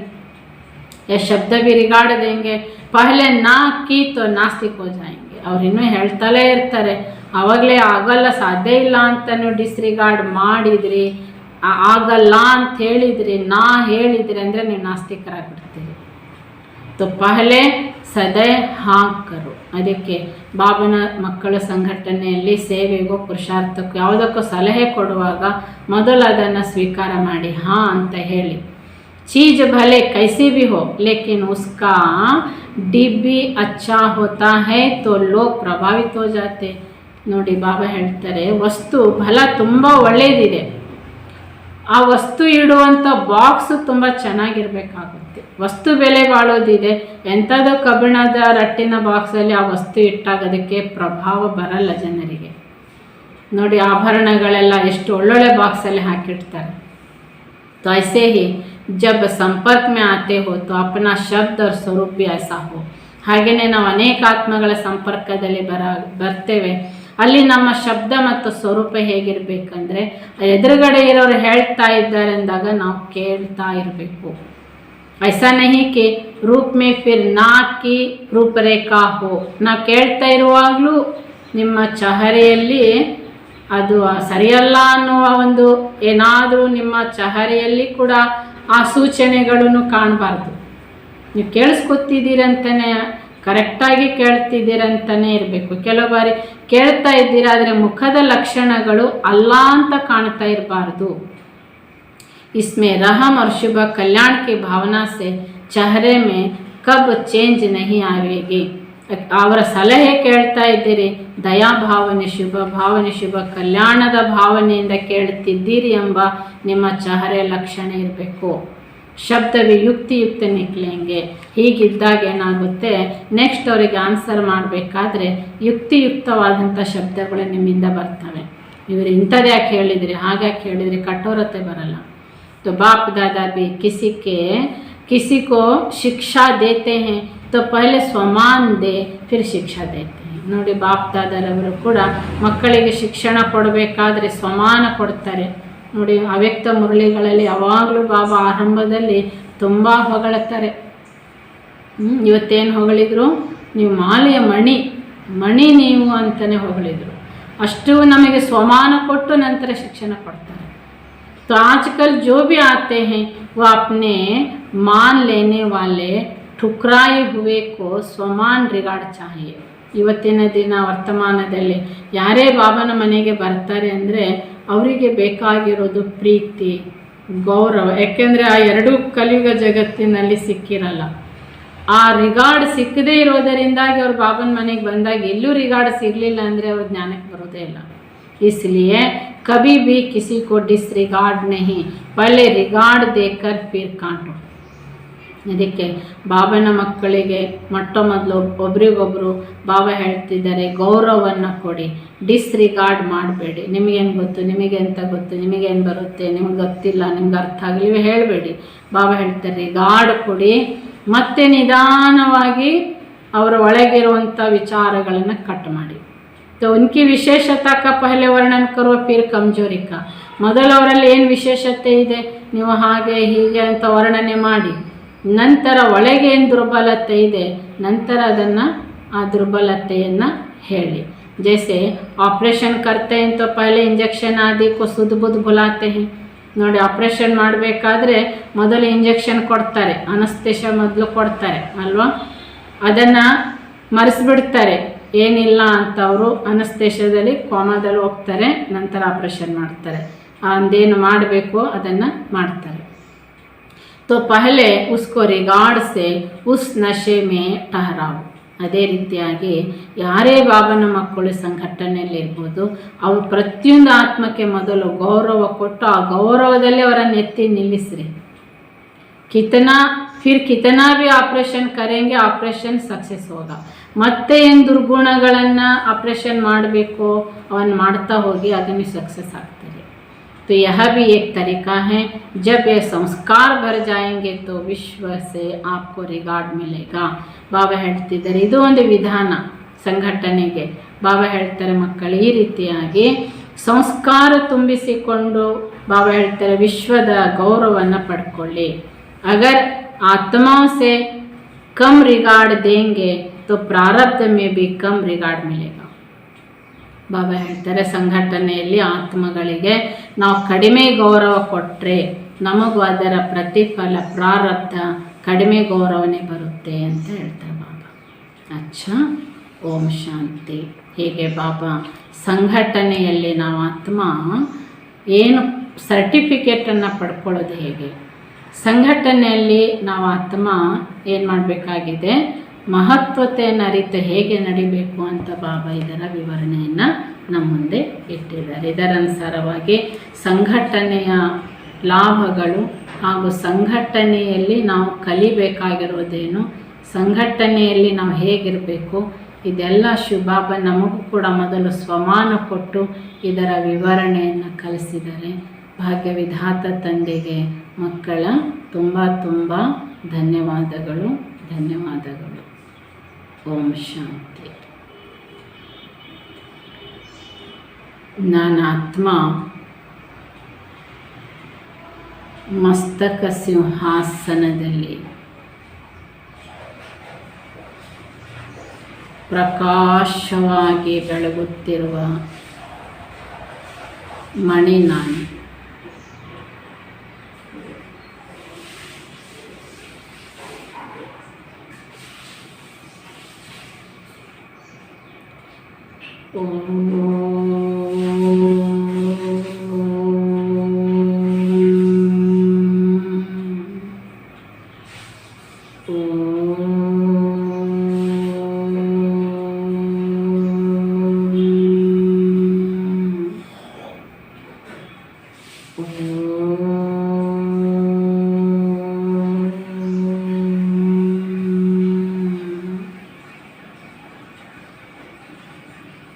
ಓಂ ಶಾಂತಿ. ಓಂ ಶಾಂತಿ.